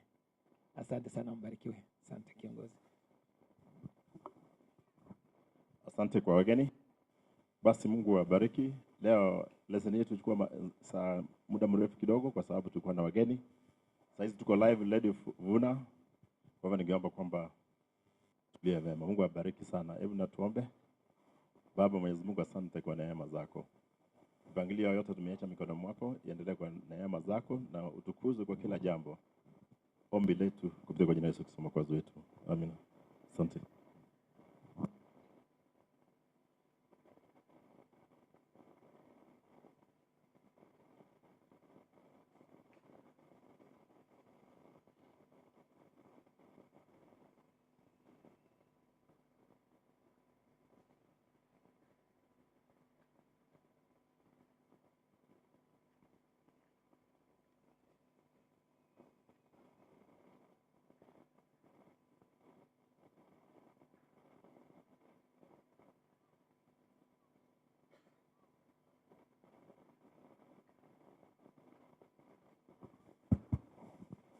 Sifu Mungu wa neema,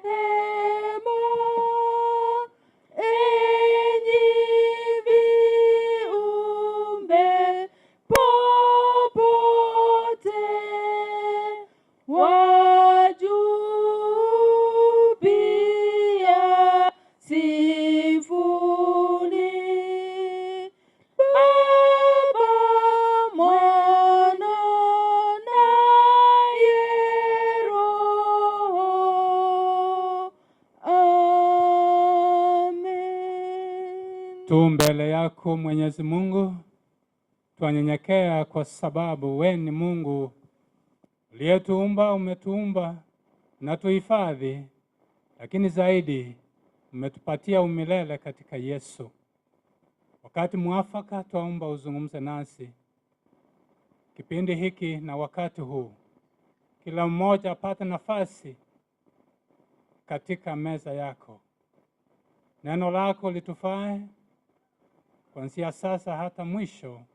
Tumeomba kupitia Kristo aliye Bwana wetu. Amen.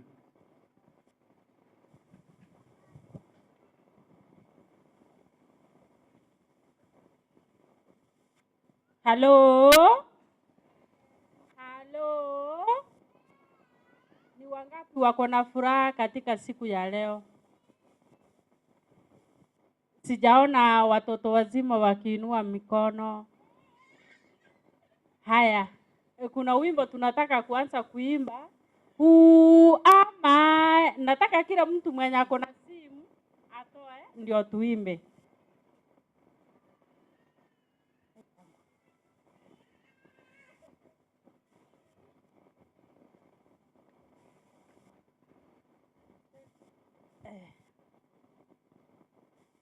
Kuna simu, kuna wimbo hapa tunataka kuimba. Haya, inaanza hivi. Who am I? Who am I? Someone Jesus. Sasa niseme jina langu.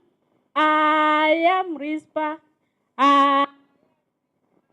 I am special to Jesus. Hiyo sehemu nataka kila mtu chiringe vile aliumbwa. Haya, unachukua simu. Haya, tuanze. Who am I?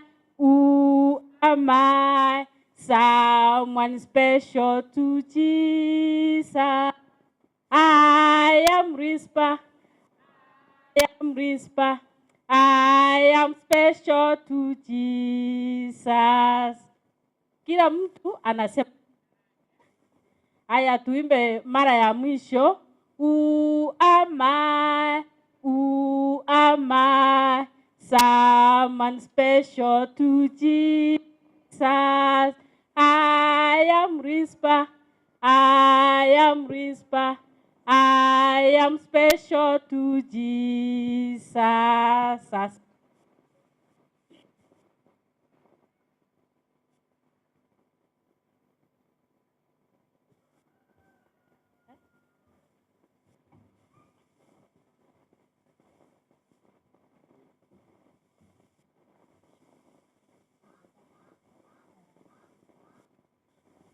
Ni wakati mzuri tunaenda kujulisha wale tutasaidiana hapa mbele.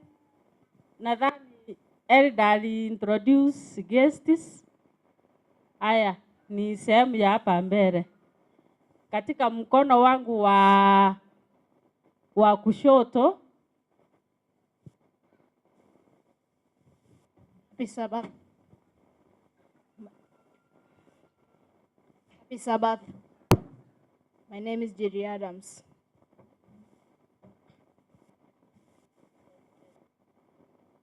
Happy Sabbath. Happy Sabbath again. My name is Maslin. I'm going to stand for songs. Thank you. Happy Sabbath. Happy Sabbath once more. Cecilia Tamara. I'm going to be reading the key verse. Aya, na mimi naitwa Rispa Machata na wakaribisha katika kipindi hiki cha watoto. Tuwe usikifu mwema.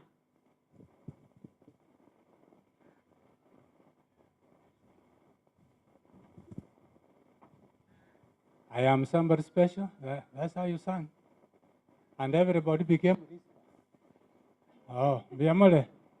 Njenya mwaya. I'm John. Tutachambua neno wakati ukifika.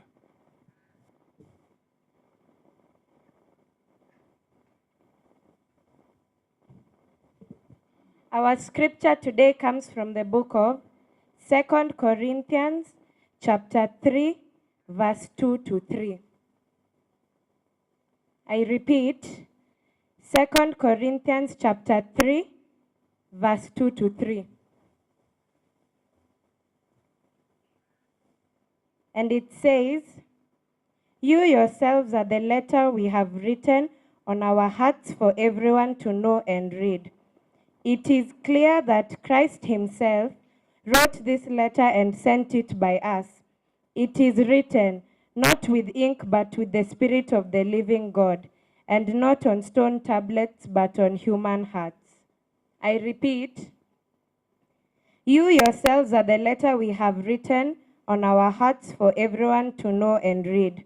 It is clear that Christ himself wrote this letter and sent it by us. It is written, not with ink, but with the Spirit of the living God, and not on stone tablets, but on human hearts.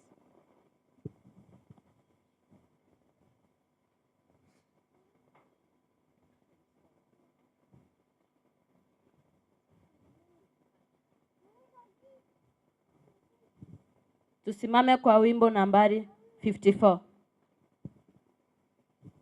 Tusimame kwa wimbo nambari 54.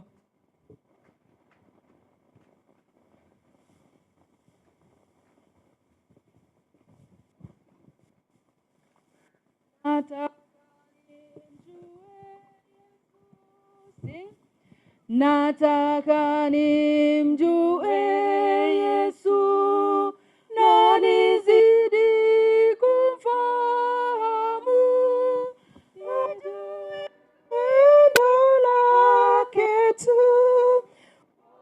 wake kamili zaidi nimfahamu Yesu, upendo wake, wokovu wake kamili. Nataka nione Yesu na nizidi kusikia anenapo kitabuni, kujidhihirisha kwangu zaidi zaidi, nimfahamu Yesu, nijue upendo wake, wokovu wake kamili. Nataka tena zaidi daima kupambanua mapenzi yake, nifanye yale yanayompendeza zaidi zaidi, nimfahamu Yesu, nijue upendo wake, wokovu wake kamili. Nataka nikae naye kwa mazungumzo matamu, nizidi kuwaonyesha wengine wokovu wake zaidi zaidi,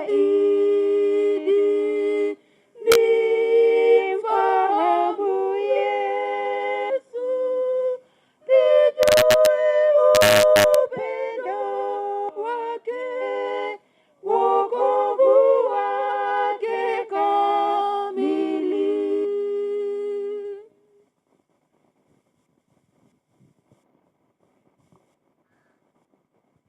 Tuombe. Aishie juu mbinguni, ni wakati mzuri tumekuja mbele zako kama watoto wadogo. Tunaomba utubariki wakati tunaenda kusikiza neno lako, uwe pamoja nazi. Wagonjwa wenye wako wagonjwa mahospitalini, tunaomba uwaponye kwa jina lako. Hayo machache tumeomba ni katika jina la Yesu aliye Bwana na mwombezi wetu. Amen.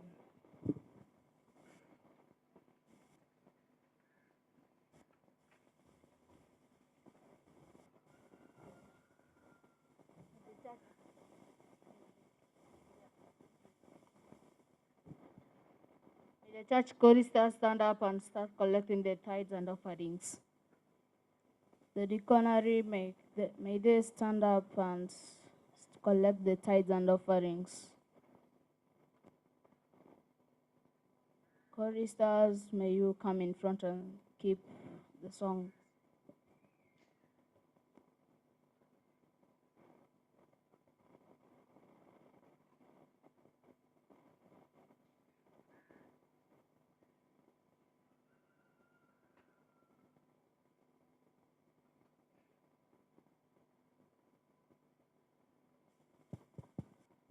Twapanda mapema. Namba 55, nyimbo za Kristo. Twapanda mapema, sing. Twapanda mapema na mchana kutwa, mbegu za fadhili haji jioni. Twangojea sasa siku ya kuvuna, tutashangilia wenye mavuno, wenye mavuno, wenye mavuno, tutashangilia wenye mavuno, wenye mavuno, wenye mavuno, tutashangilia wenye mavuno.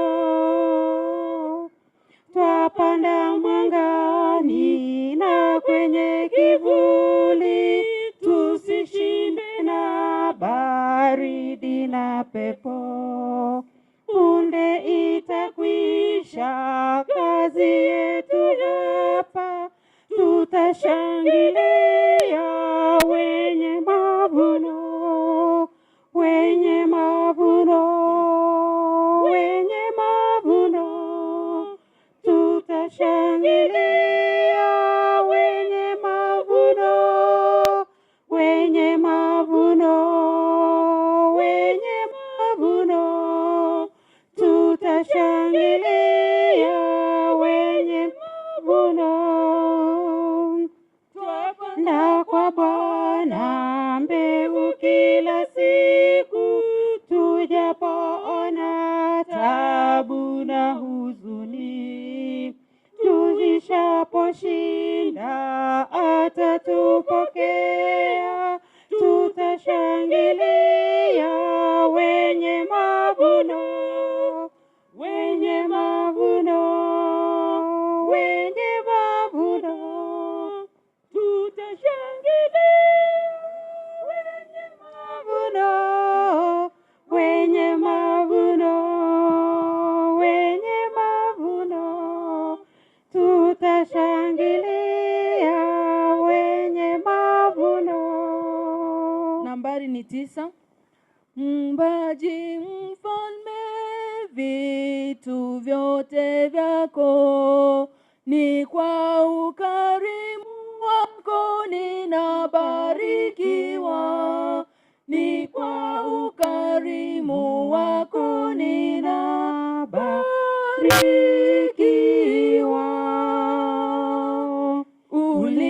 Uliyeniumba na kutegemea, sina budi kusisifu hisani zako kuu, sina budi kusisifu hisani zako kuu. Nitatoa nini kwanza vyote vyako, upendo wako wadai moyo wa shukrani, upendo wako wadai moyo wa shukrani. Nipewe neema, niwe na uwezo wa kuishi kwako Bwana siku zangu zako, wa kuishi kwako Bwana siku zangu zako.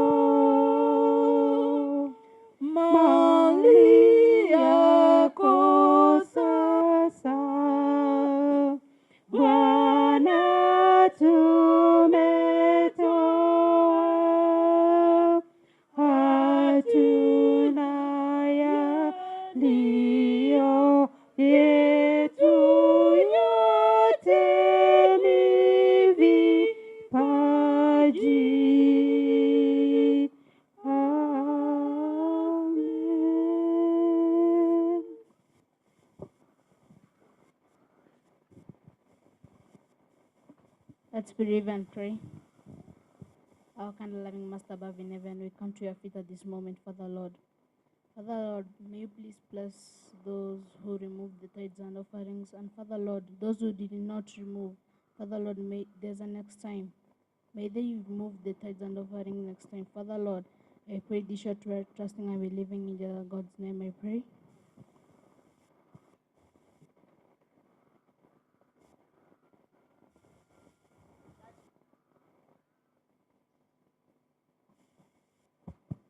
Church choir, tutajongea mbele kwa wimbo.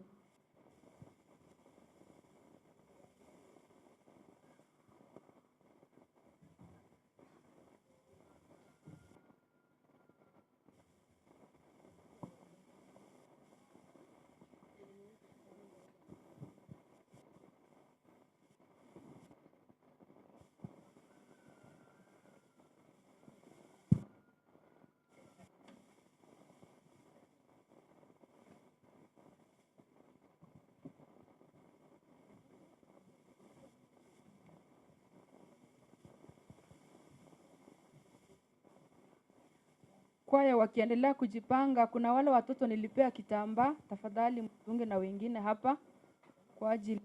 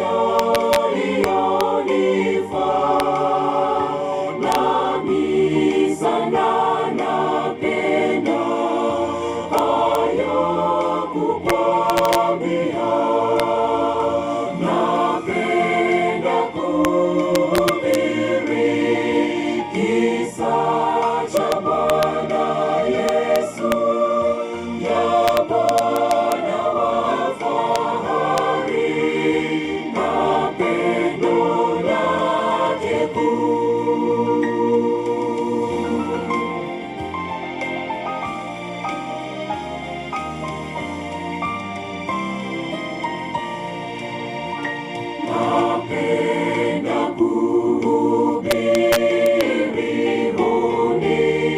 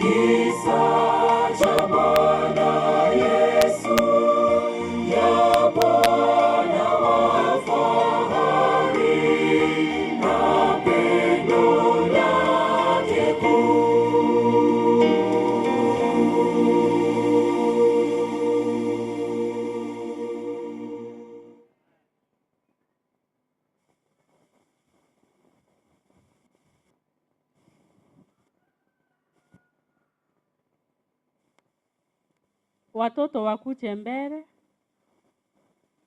hii ni wakati wenu.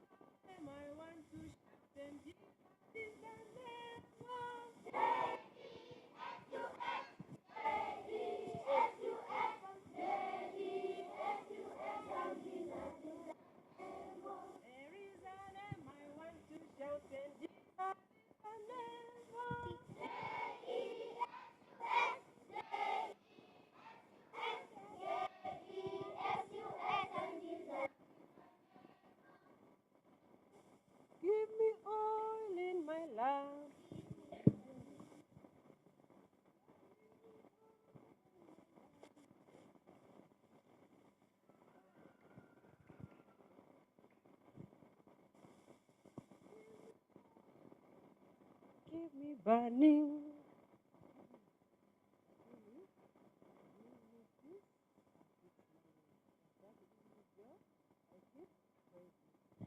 Give me oil, Timber. Give me oil in my lamp. Keep me burning. Give me oil in my lamp. I pray, we pray. Give me oil in my lamp. Keep me burning. Keep me burning till the break of the day. Sing Hosanna, sing Hosanna, sing Hosanna to the King of Kings. Sing Hosanna, sing Hosanna, sing Hosanna to the King of Kings. Give me peace in my life. Give me peace in my life. I pray. Give me peace in my heart. Give me smiling till the break of the day. Sing, Hosanna, sing, Hosanna, sing, Hosanna to the King of Kings. Sing, Hosanna, sing, Hosanna, sing, Hosanna to the King of Kings. Now give me joy. Give me joy in my heart. Give me praising, we praise. Give me joy in my heart, I pray. Give me joy in my heart. Give me praising. Give me praising till the break of the day. We sing, sing, sing, sing, Hosanna to the King of Kings. Sing, Hosanna, Sing Hosanna, sing Hosanna to the King of Kings.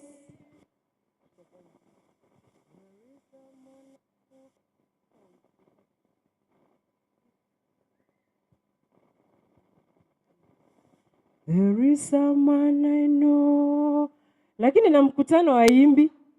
Tusimame muimbe hii pamoja na watoto.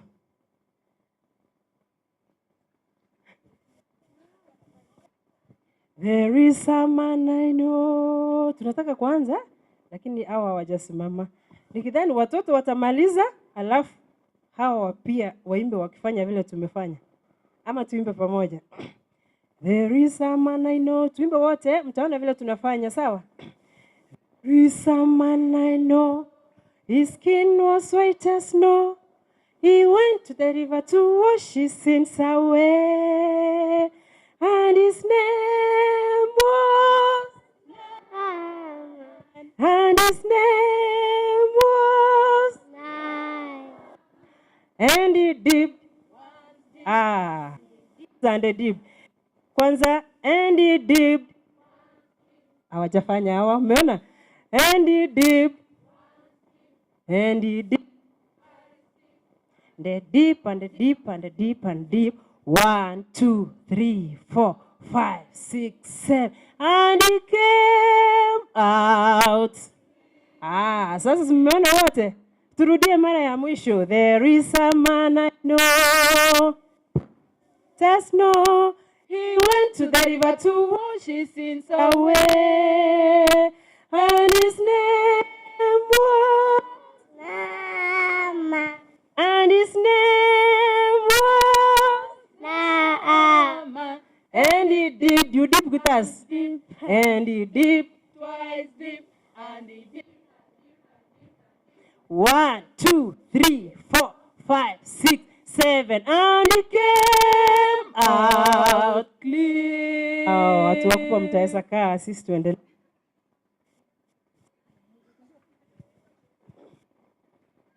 I want to catch, muna catch butterflies. I want to catch a butterfly. Tunaanza vizuri. I want to catch a butterfly, flying high in love. I want to catch a butterfly. Yes, Medi, I know. Sasa ni kangaroo. I want to grab a kangaroo, hopping fast, hopping slow. I want to grab a kangaroo. Jesus made it, I know. Sasa ni elephant. I want to grab, grab vizuri. To grab big elephant. I want to grab an elephant. Walking fast, walking slow. I want to grab a big hippo. Jesus made it, I know. We say amen. Amen.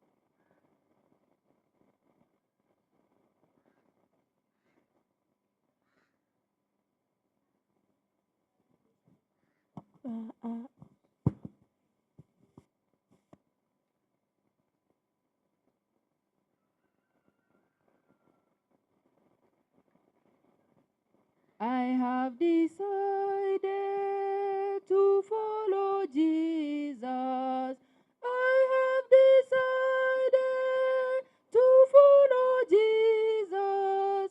I have decided to follow Jesus. No turning back, no turning back.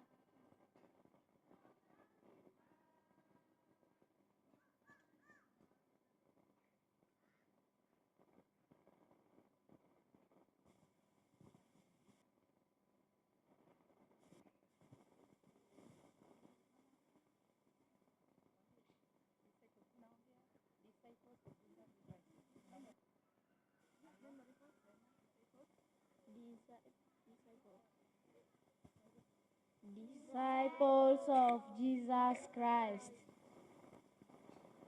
Simon Peter, Andrew, John, James, Thomas, Bartholomew, Matthew, Simon the Zealot, Thaddeus.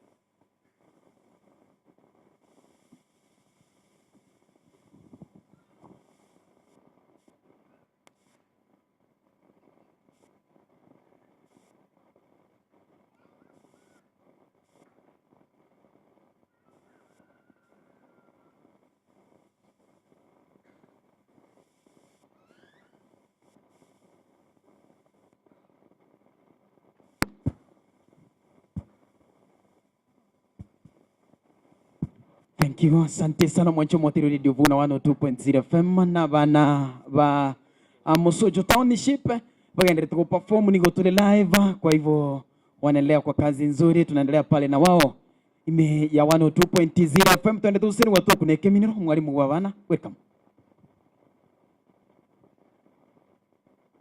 My name is Deborah Blessing, and I have a memory verse. My memory verse comes from the book of 2 Timothy chapter 1 verse 7, and it says, "For the Spirit God gave us does not make us timid, but give us power, love, and self-discipline." Say amen. My name is Shayla. I have a memory verse. My memory verse comes from the book of John chapter 1 verse 1. It says, "I will love him because she first loved us." Amen. Tuseme nini kwa nguvu tuweze kuwatia watoto wetu moyo. My name is Timothy. I have a memory verse. My memory verse comes from the book Joshua chapter 1 verse 9, and it says, "Remember, I have commanded you to be determined and confident. Do not be afraid and discouraged, so I am your Lord and your God. I am with you wherever you go." Say amen.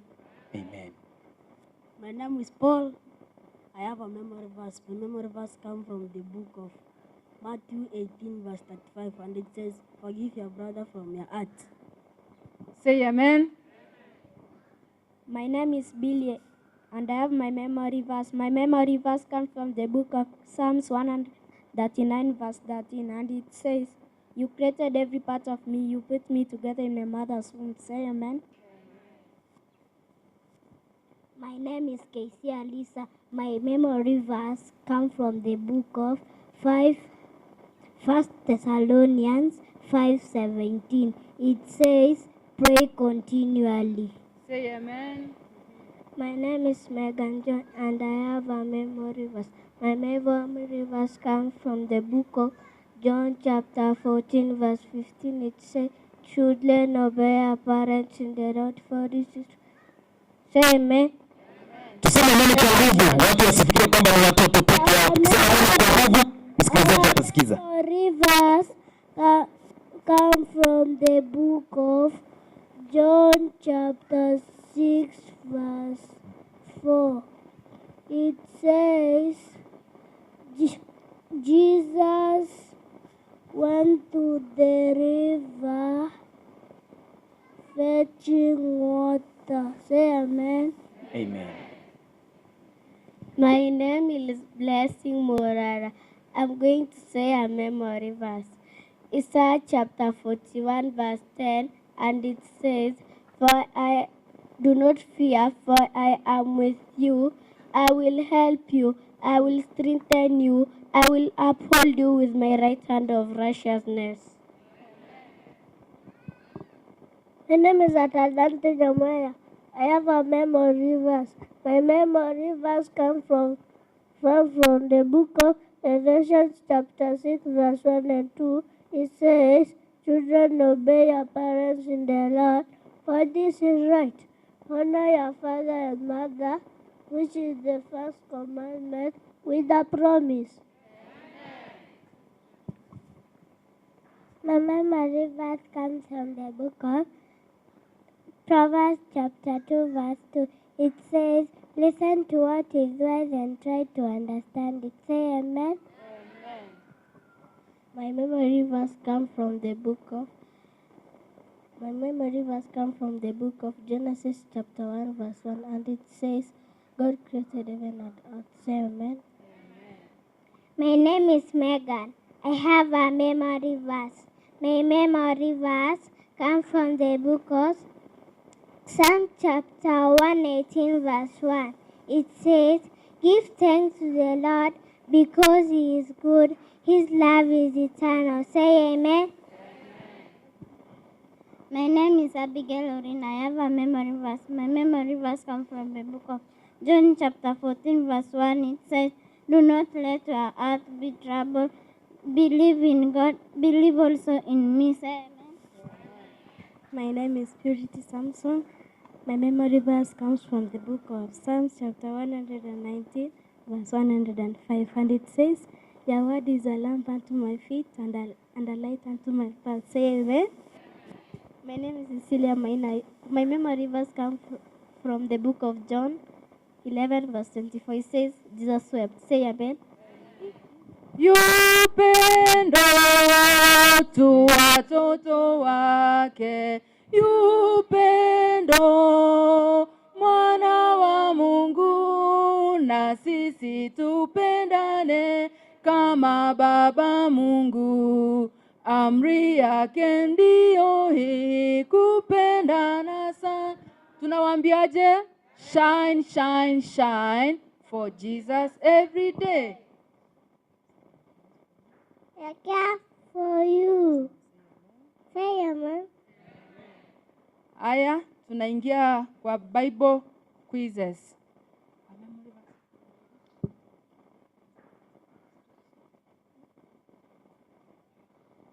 Happy Sabbath. I'm gonna ask you some questions. Factors related to the number 7 in the Bible. Number 1. Who can name them? Facts related to the number 7 in the Bible. Anasema facts related to number 7 in the Bible. Somebody to raise up and say, "Chi fact related to number 7 in the Bible." 7. Upendo tu watoto. Ndio hizo. Ndio hiyo hapa. The Sabbath. Shine, shine, shine, shine for Jesus every day. Mwingine.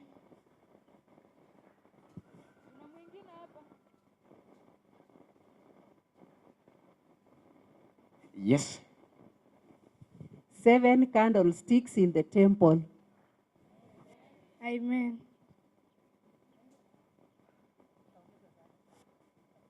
Number 7 means perfection. Thank you.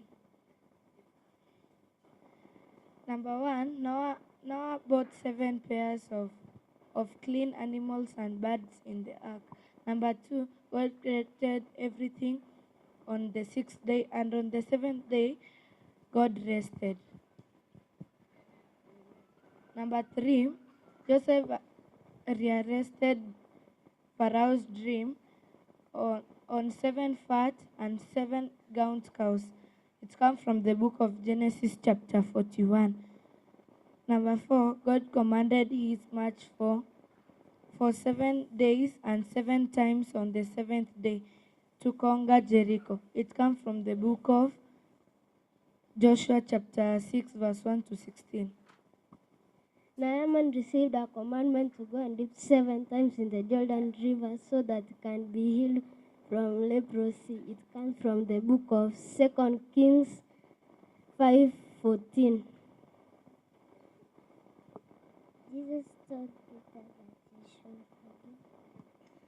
Jesus told Peter that he should forgive not only up to 7 times, but up to 7 times 7. Mmesikia? Jesus told Peter not to forgive just once, but 7 times 77. Say amen. Kwa bali ndo muntu li swali ali nyugo sonyo ria kandi.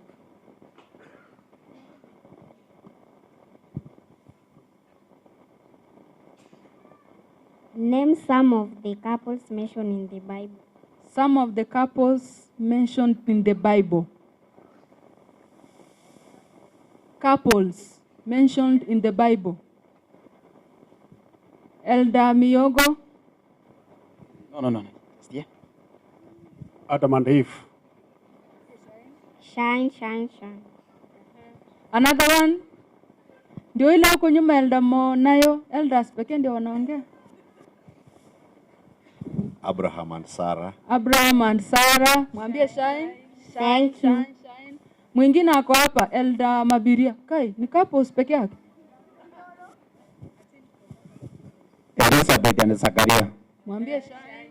Wengine wako huku. Kuna wale huko Jasper.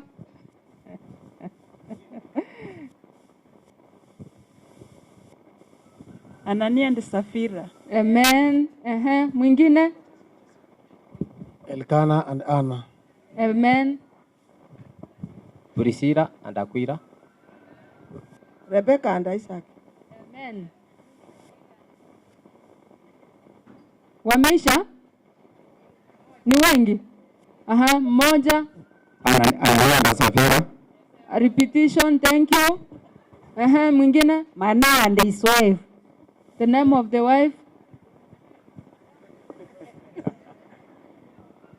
Mary and Joseph. Yes. Say amen. Wamejaribu sana, si ni ukweli? Kuna mwenye amesema pale watu hawakusikia. Nitauliza mtu. Who are the characters who saw God? Who are the characters who saw God? People who saw God. Kuna mkono pale. Wewe hatukurudi. Moses amepata. Shine. Elder Stefano ako. Amen. Shine. Mwingine? So ambaye alikuja akaitwa Paul. Amepata. Shine. Enoch. Mwambie shine. Yupendo tu watoto wake, yupendo mwana wa Mungu. Anawaambia zingine. There are how many? Mshapeana 7, anasema mjamaliza. Endelea mwingine. Ezekiel amepata, amesema shine. Mwingine Isaiah, hiyo iko.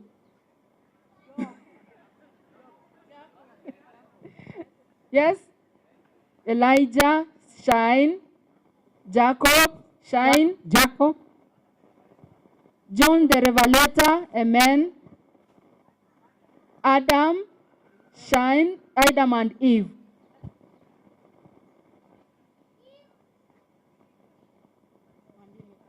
Mekaya. Mekaya. Mwambie shine, shine, shine, shine for Jesus every day. Hi.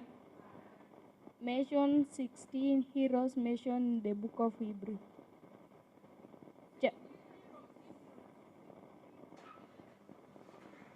16 heroes mentioned in the book of Hebrews chapter 11.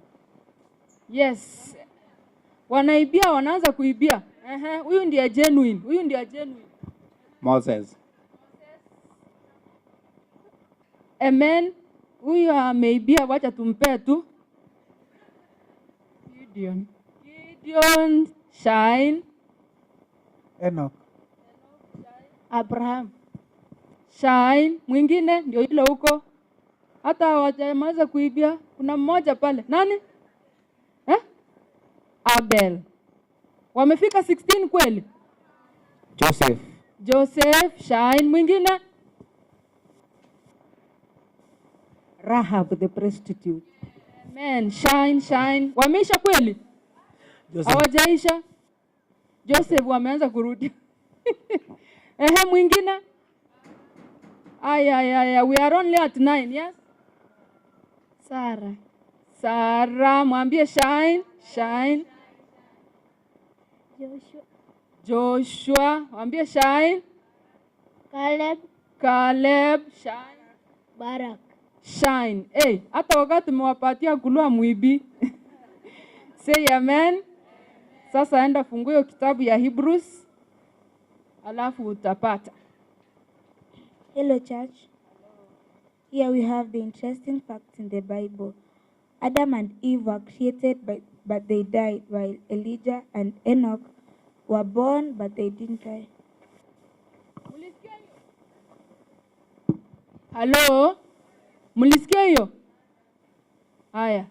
Sasa tega sikio.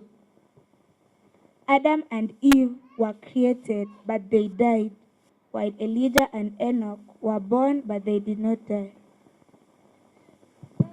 Maneno. Adam and Eve, they were, but they, and then Enoch and did what? Were born. They did not. Noah preached for 120 years and his family was converted. 7 people. Genesis 6 verse 3, and you will read it at your free time. And then Genesis 7 verse 13. Jonah preached for 40 days and 120 people were converted. 120,000 people were converted. You'll read Jonah 3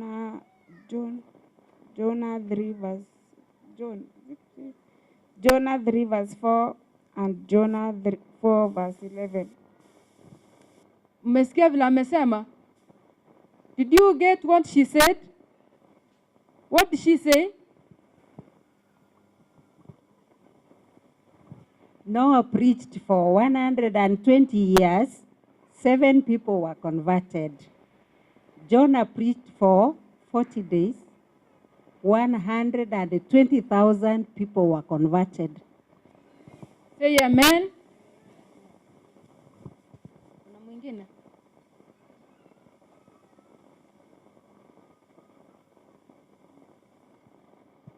Yesu Mwokozi ananipenda, kweli hupenda, Mungu amesema anipenda, ni kweli, Mungu anena hili, sisi wake watoto, kutulinda sizito. Yesu Mwokozi ananipenda, kweli hupenda, Mungu amesema.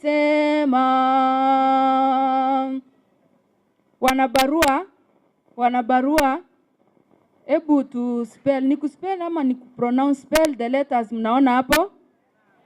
L O B V E. Wasome hiyo jina yote. Wasome hiyo jina yote.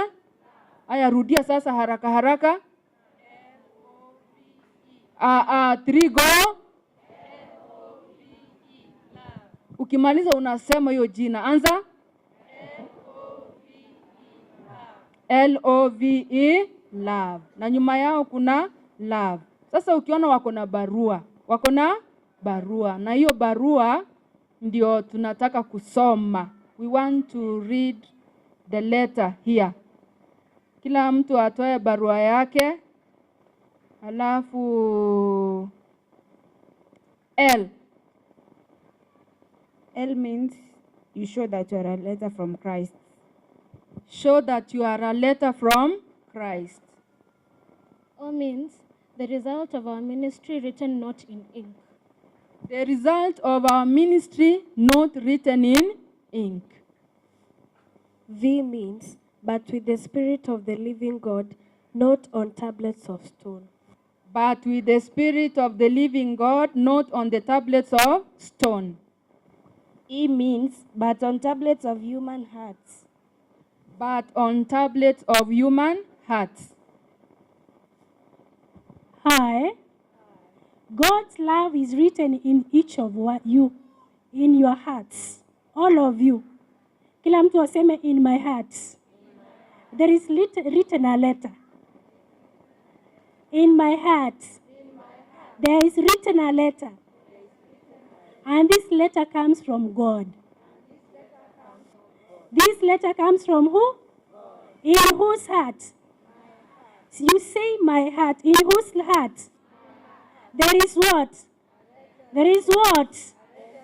A letter written. So let us remember that we are letters. And as letters, let us remember that we are loved. We are done what? We are chosen. We are done what? We are forgiven. We are done what? And lastly, let us remember that we are wonderfully loved by God. May God bless us all. This comes from which book? Tuone wenye nakumbuka memory verse. Memory verse from the congregation. Aya. Yesu Mwokozi ananipenda, kweli hupenda, Mungu amesema. Say amen. Waambie shine. Thank you very much. So we are letters. Tumkaribishe mnenaji. Pia ambia watoto shine, shine, shine for Jesus every day. Sasa ni wakati mzuri. Sasa ni wakati mzuri tunaenda kukaribisha mnenaji atumegee mkate wa uzima.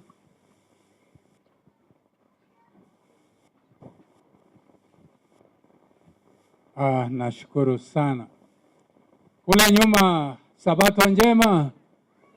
Kama sio mazoea yetu kwamba lazima mtu asimame na kuhubiri, tungeomba tuende, kwa sababu mahubiri yamefanya nini? Yameisha.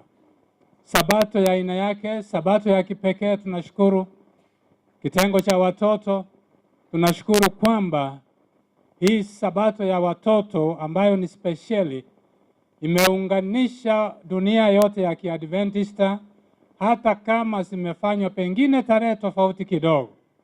Kwa hivyo ni furaha kubwa nami nimejumuishwa katika kundi hili ndogo. Nimejaribu kutafakari kwamba when I was this age, what was I able to do? Did I ever do anything? Mtoto anapotamka kitabu cha Wathesaloniki, Thessalonian, ningekuwa na wakati ningesimamisha wajae sema tamuka. Tamuka hapa mtatafuna ulimi. Lakini watoto wamesema nini? Kitabu hiki na vingine kwa ufasaha kabisa. Tunashukuru kwamba sabato ya leo bado inazidi kuwa tofauti, kwamba tumeunganishwa na waumini marafiki wetu nje ya hapa leo kwa sababu ya hawa marafiki wa Radio Vuna. Sijui kama kando na hawa wa mitambo pale kuna yote atatoa salamu rasmi. Sijui kama huo mwaliko ukatolewa tangia asubuhi. Radio Vuna kwa njia ya kipekee kipindi hiki na kupatia nafasi. Wapi kipaza sauti ingine? Sijui kaenda wapi? Ya pili iko wapi? Where is the other mic? Tunashukuru kwamba rasmi hawa marafiki wametuunganisha na jamii nyingine ya imani kule nje kwa upana na marefu. Karibu ndugu.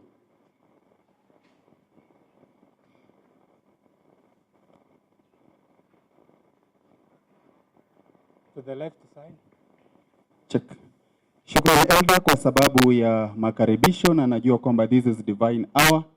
Tunashukuru kwamba mmetukaribisha katika kanisa hili leo, na tuko moja kwa moja ndani ya Radio Vuna 102.0 FM na vile vile katika mitandao ya kijamii. Ukiingia kule katika mtandao wa YouTube, ibada hii inapeperushwa moja kwa moja. Jina langu najulikana kama Brian Bright Nyachae. Nimelelewa katika wilaya hii, enzi zile ikiwa inajulikana kama Rio Tero, kabla muweze kugawanyika mkawa hapa Mosocho. Mimi ndiyo meneja wa Radio Vuna 102.0 FM ambayo yuko hapa mjini Kisii katika jimbo la Kisii, stesheni ya Kikristo kwa wale ambao ni Wakristo Sabato hadi Sabato, Jumapili hadi Jumapili.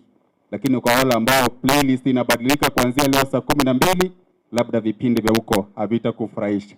Lakini kwa wale Wakristo halisi, hakika mkifuatilia ni mibaraka siku baada ya nyingine. Asante, na tutakuwa pamoja hadi mwisho. Kesho tukipata nafasi, baadhi ya vipindi hivi ambavyo watoto wamefanya hapa tutazitafutia nafasi labda ziweze kupeperushwa kati ya saa 5 hadi saa 7. Mungu na awabariki. Shukrani sana. Extend our gratitude to the management of the station, na Mungu awajalie kwa sababu mmepeana nafasi kupeana mambo ya Injili kwa sababu ya wokovu tumepewa. Asante sana. Kwa sababu ya muda ambao na nimesema tayari mahubiri yamekwisha, hebu turejee pale katika fungu letu kuu. Tunashukuru kwamba Paulo anaendelea kusema kwetu kupitia kwa kitabu cha Wakorintho. Lesson ya watu wakubwa, tunazidi kuona tetesi kubwa Paulo analeta kuhusiana na kufifia na kuteleza kwa waumini wa kanisa la Korintho kipindi kile, kwamba wiki mbili hizi anang'ang'ana na the great evils. Wiki ile tukiwa pale nje tuling'ang'ana na dhambi ya usenzi, na leo pia mumemaliza pale tunapoingia ama kumezwa na ibada za miungu. Unapoenda Wakorintho wa pili mlango huu wa 3, tukianza pale fungu la kwanza, tunasoma hivi: and are we beginning to commend ourselves again? Kuna maswali matatu katika fungu la kwanza. Paulo anauliza, je, tunaanza kujipendekeza kwenu? Sijui jina kupendekeza ni nzuri, lakini commendation, yaani barua ya kutoa hadhi nzuri kwetu. Anauliza hivyo kwamba are we beginning to commend ourselves again, or do we need like some people letters of recommendation to you or from you? Kwa hivyo ukisoma hilo fungu ni kwamba Paulo bado anaona kuna tatizo, kuna shida kidogo katika kanisa la Wakorintho bado, hata kama sasa hii ni barua ya pili anawaandikia. Inaonyesha kwamba misingi ya nyuma bado kuna mambo yamepenya katika imani ya hawa. Hata anaanza kuuliza, je, tuanze kuletwa upya kwenu? Kwani yale aliyokuwa ameweka misingi yanastahili mpaka sasa kupeleka hawa Wakorintho kuwa katika hadhi fulani. There has to be growth and development in our spirituality. This is the concern ambayo Paulo wako nayo kipindi hiki anapoandika fungu hili ama mlango huu wa Wakorintho wa pili mlango wa 3. Bila shaka hataki barua tena ya kumleta kwa wale. Paulo amejidhihirisha kwao kwa njia nyingi sana, ambayo inastahili kwamba yote anayowaambia, yote amewaandikia, yanastahili kukolea katika maisha yao ya kila siku. Leo basi tuwazungumzia barua za upendo zilizoandikwa katika kwa Roho Mtakatifu, spiritual love letters. Watoto wamedemonstrate, na hebu tuone pale pasi tukienda fungu la pili. Fungu la pili anasema nini? Fungu la pili anasema hivi: you yourselves are our letter. Kwamba kupitia kwa kazi yao, huduma waliofanya kwa Wakorintho, of course, na makanisa mengine, ilistahiki kwamba hao wawe ni barua iliyoandikwa mioyoni. Kila wakati Paulo anapopata habari jinsi walivyokuwa wakienenda katika imani, alikuwa anafurahia. Anasema, nyinyi ni barua, you are our letters, written in our hearts, known and read by everybody. Barua, wale tulioandika barua zamani, tunaelewa na kujua kwamba hasa barua za mapenzi sio barua unaandika tu hivi hivi.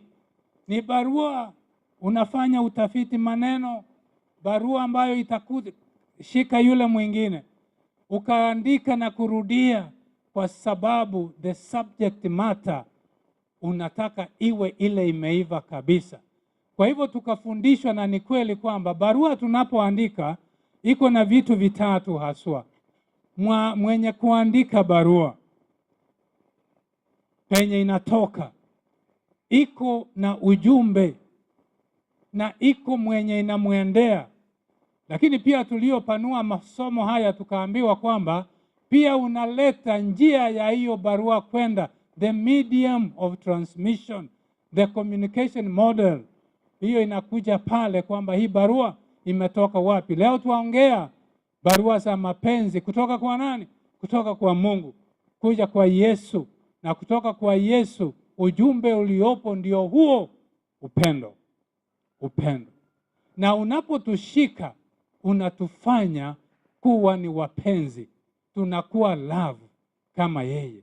Na sio hivyo tu, hii barua basi inakuwa sio ile imefunikwa, ni ile iko wazi.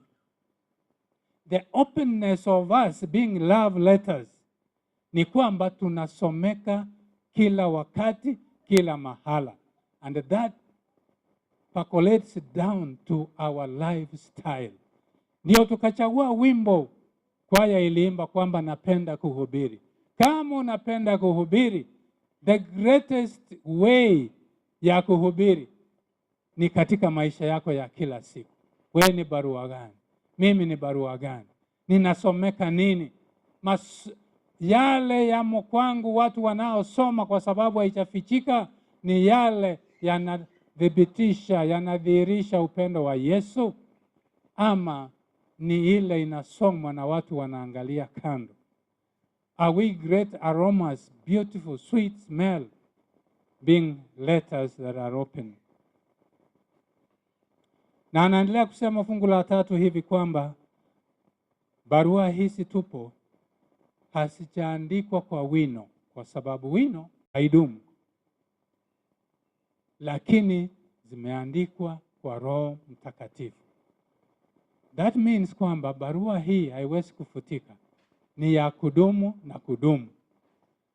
Na kando na hivyo pia anasema haijaandikwa kwa mawe. Wakati Musa anapewa sheria, anaenda mlimani, anapewa sheria zimeandikwa katika mawe mawili. Na tumehubiriwa kwamba yale mawe mawili yaliashiria kudumu, the eternity of the law. Lakini hata hivyo, ikafika kipindi ambacho pengine yale mawe yakawa kama sanamu tu.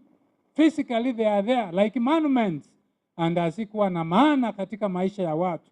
Ndiyo sababu tena ikabadilishwa katika Jeremiah 31:33 kwamba sasa mawe sio mawe tena, tunayaleta yawe mioyoni mwenu,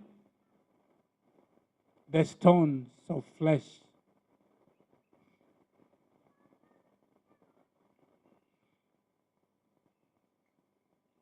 Je, upendo huu, barua hii imeandikwa wapi? Bado iko kwa mawe? Hapana.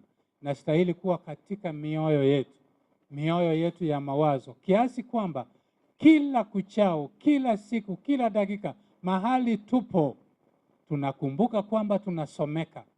Then the question will ever come, kwamba tunasomeka aje? Tukikumbuka hivyo, yale mengi tunafanya ambayo yanakudhalalisha kama Mkristo, yanaleta dhihaka na aibu hata kwa kanisa, unakuta kwamba unaweka limit, unaweka mipaka na kukumbuka kwamba wewe ni barua ambayo imetoka kwa Yesu. Nataka nilete mifano miwili tu kwa ajili ya kuelewa hili, kwamba how does it transcend from God, Jesus and us. Mfano mmoja ambao ni mwafaka, one of the great examples of how this love letter worked, manifested in one, Mary of Bethany. Mary of Bethany has several names. Ana majina matatu hivi. Mara utasikia anaitwa Mary of Magdala or Mary Magdalene. Majina hayo mawili, unapoleta Magdala, inakuonyesha maisha yake ya zamani. Kama Paulo, kutoka Saulo hadi Paulo, tunaposema Mary of Bethany is a transformed woman, ambaye anakuwa ni barua mwafaka. Habari hii twaijua katika Yohana 8, kwamba kusanyiko la wanaume wamempata huyu Maria, na wanasema alikuwa katika tendo la usinzi peupe, na wanamleta kwa Yesu. Kisha wanapomleta kwa Yesu wako na nia mbili. Kwanza, kubwa kwao ni kumjaribu Yesu, ndio kwamba atasema nini, atajibuje kuhusu sheria ya Musa. Of course sheria ya Musa ilikuwa inasema anayepatikana katika hali hii ni kupigwa mawe ili afe. Twajua kile Yesu alifanya, kwamba akatamka tamko lake la kwanza katika tukio lile ni kwamba asiye na dhambi awe wa kwanza kufanya nini? Kumrusha jiwe. Kisha akaenda chini kwa kuandika. Huyu msichana kwa aibu, kwa uoga, ameangalia chini katikati akizingirwa na wanaume. Yesu anapoendelea kuandika katika ukimya ule.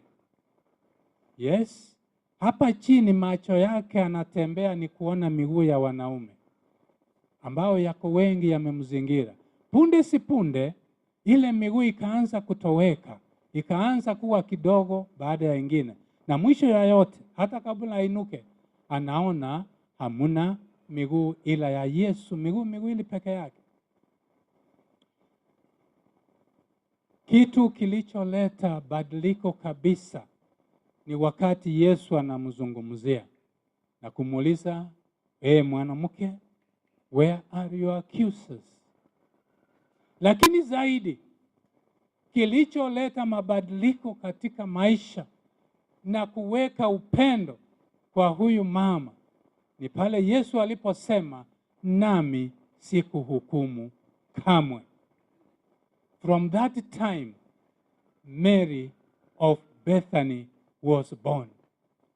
And throughout her life, maisha yake yote, mpaka Biblia vile inamaliza kule msalabani, wakiwa wanamwangalia Yesu, na sio msalabani tu, ile Jumapili asubuhi na kuendelea kuwa katika ibada katika nyumba ya John Mark, mama yake, Maria of Bethany revealed the love.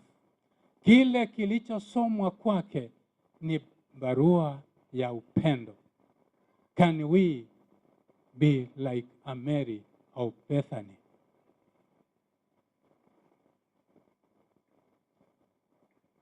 Kuna vitu vinatajwa hapa nje, twasemwa tumbire bigukwanu ene chiro. Au mwingine anasema oino mkristo koraiga, inamaanisha nini? Oino mwesi dio koraiga. Mambo haya yanapotoka hayakuadhiri wewe peke yake, ila yanashusha hadhi ya Yesu kwa kile amefanya. Kwa hivyo ni changamoto kwetu tunaposoma maneno haya, tunapohimizana haya, hasa katika mfano wa Maria, kwamba katika maisha yetu tuweze kuwa barua zinazosomeka vizuri pasipo kizuizi kingine. Na tunapopata hayo, basi nasi tunajidhihirisha kwa wengine. Mfano wa pili, asante, watoto waliimba wimbo wakimtaja Naaman. Naaman kwamba huyu mwanaume mjeshi wa vita kutoka Syria, iliwezekana habari hii twaijua kwa sababu ya binti mdogo aliyekuwa barua nzuri, barua iliyosomeka ikaanza pale kwa nyumba ya Naaman, lakini na kuhakikishia kwamba ilisomeka kwa umbali na kwa upana.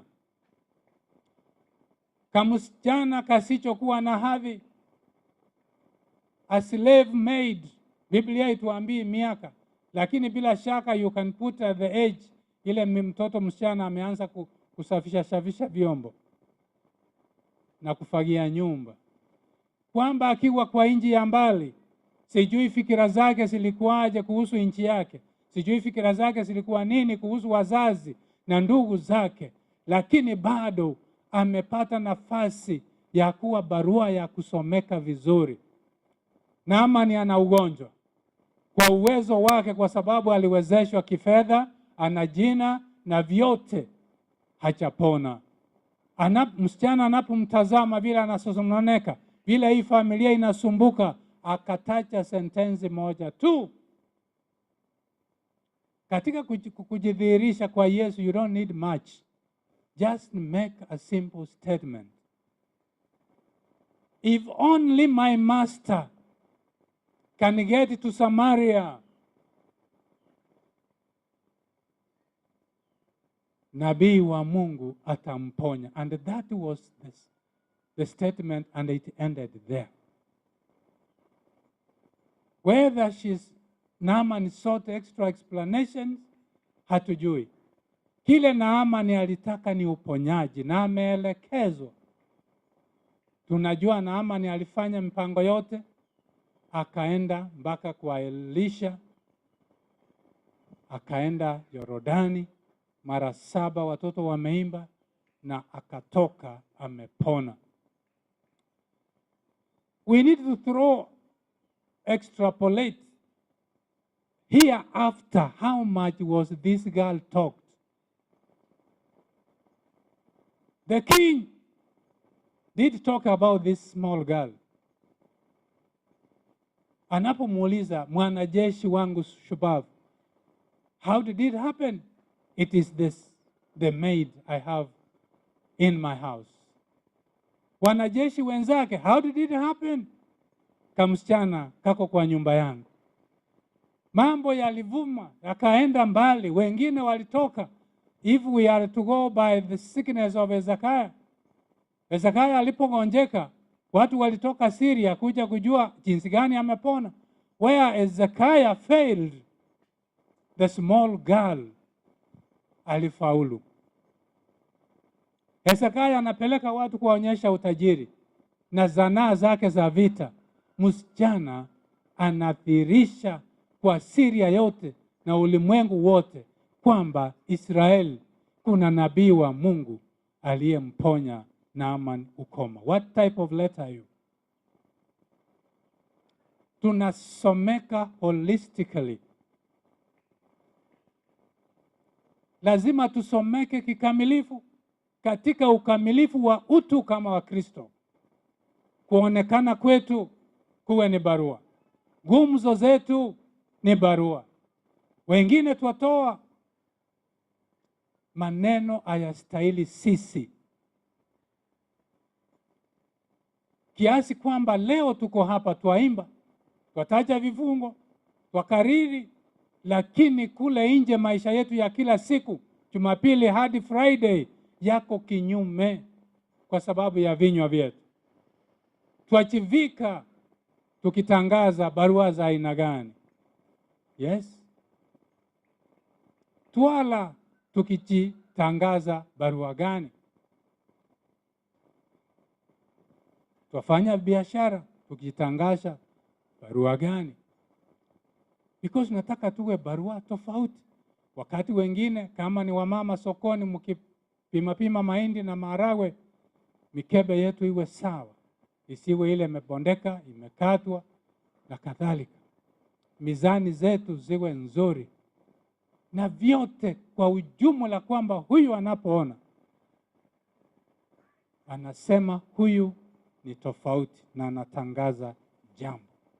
Wapenzi, ni kwamba Yesu anakusudia, na Paulo amechukua muda kwa ajili ya kutuandikia haya leo, kwamba kwa upendo wa Yesu mkuu akaonyesha kwa Maria of Bethany. Kwa kutuchagua akachagua Esther ambaye hakujulikana hata akawa malkia.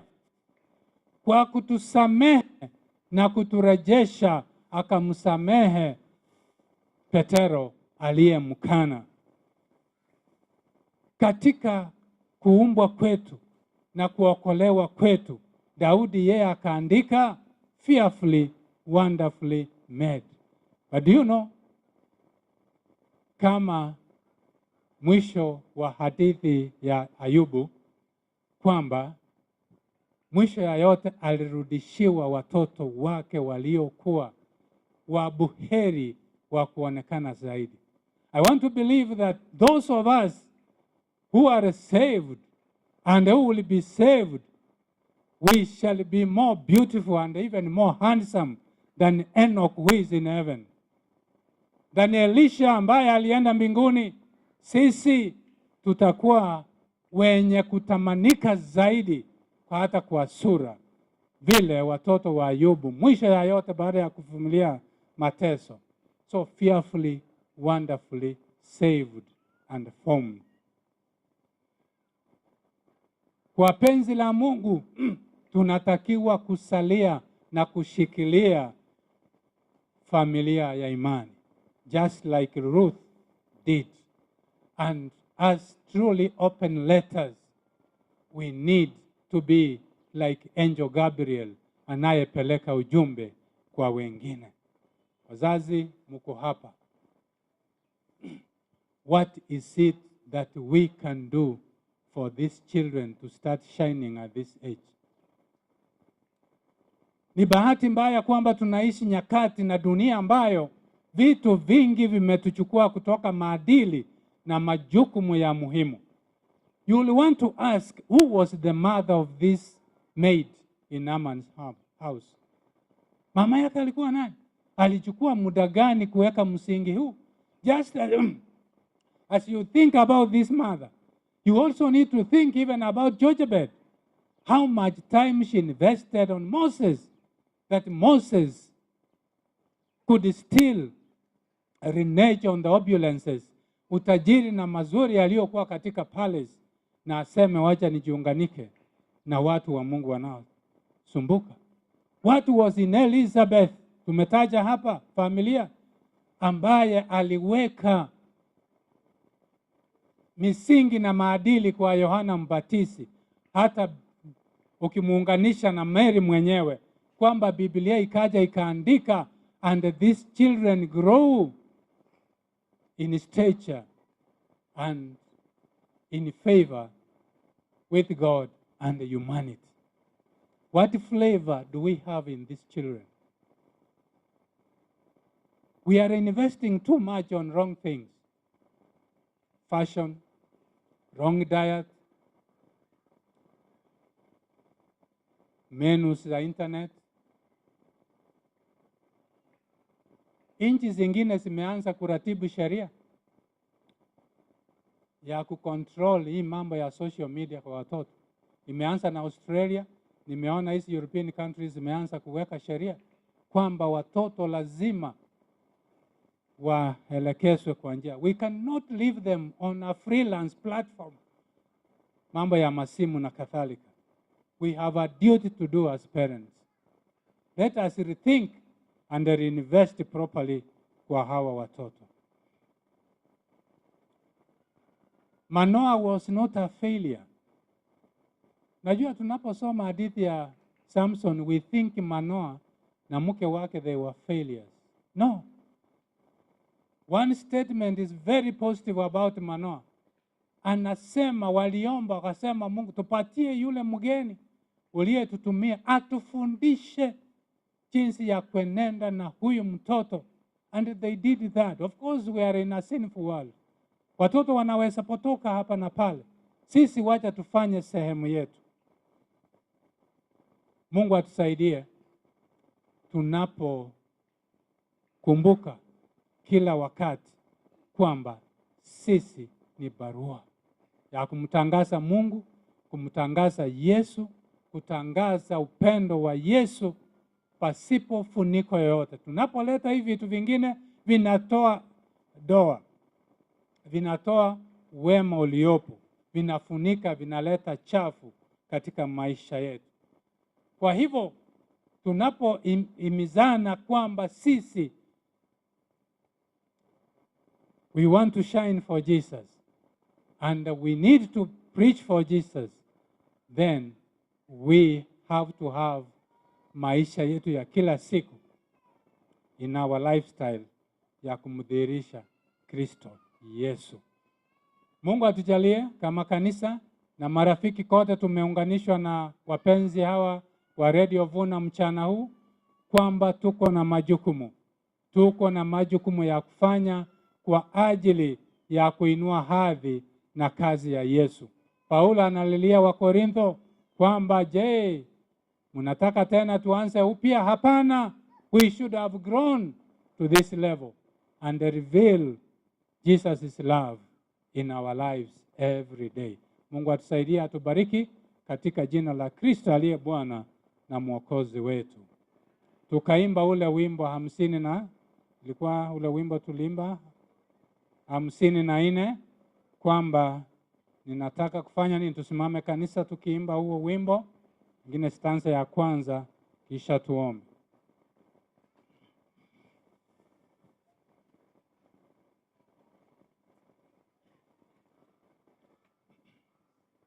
Nataka nimjue Yesu na nizidi kumfahamu. Na haitaishia pale, unapokuwa umemjua, umemfahamu, utajulisha wengine.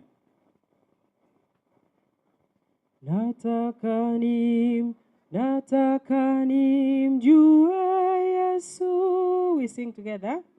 Nataka nimjue Yesu na nizidi kumfahamu, nijue pendo lake kuu, wokovu wake kamili, zaidi zaidi nimfahamu Yesu, nijue upendo wake, wokovu wake kamili, zaidi zaidi nimfahamu Yesu, nijue upendo wake, wokovu wake kamili. Tunaomba.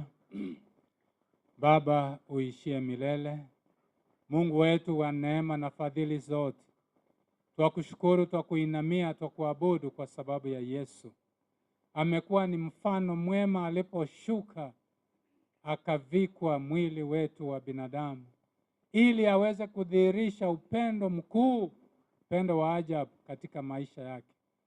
Leo hii mafungu tumeenda kwayo na mifano mizuri, Yesu, inataka tukudhihirishe tukiwa tumekuiga wewe katika maisha yetu ya kila siku, ili kokote tunapopita tuwe twasomeka vizuri na kulitangaza jina lako, na sio jina lako tu, watakalo tusoma, watakalo tusikia, watakaloona vile tunaishi, wakaja kwa ajili ya wokovu wako.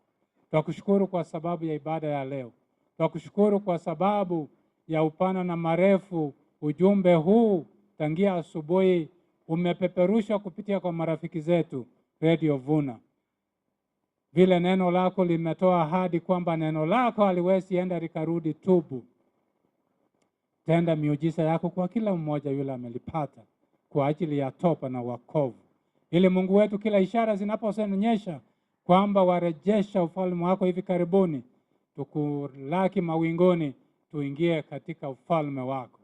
Asante kwa sababu unakusudia kwamba tuingie katika pumziko ndogo, na mchana tuendelee kusalia katika masaa matakatifu, yale ambayo pia tutafuruliza masaa jioni, yawe sehemu ya ibada yetu inayokubalika, vile uliambia mwanamke katika kisima kwamba twastahili kufanya ibada katika ukweli na katika roho. Tukubali machoni pako, tuhesabu kwa wana wako wote. Ndio sababu tumeomba kwa imani kuu ndani ya Yesu Kristo uliye Bwana na Mwokozi wetu. Amen. Amen. Ya mono mwanchomo tigereri Radio Vuna 102.0 FM asengencho nobuya kwabere ugotuatia kurutugagete sembia yarenge ntambe nende goikekero twikira chinseme chiga twatebire ngambia mono asengencho gotubwatia eyamase yemo kurwase kanisa ya Mosocho Township ime ye county ya Kisii namanyirenga esabato yitukore yarenge esabatengia esabato ya bene yokwenekina ngokoreterera maseni ya kurwase chinseme chiga gotegete tusanga se kanisa yao kwa namona intugotera kinamba kitu chisimi kirega screen yao wate se omotan o YouTube. Thank you so much. Nabaganirie happy Sabbath. Back to you in the studio. Yo fringongo iliane duke Thomas ombuna ila.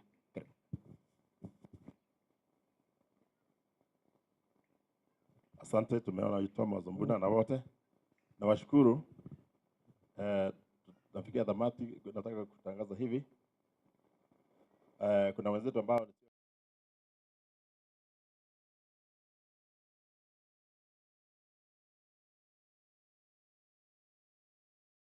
kama viongozi wenu tukaona ni vizuri tupate kitu kidogo hivi ili tukienda kuwaona saa 10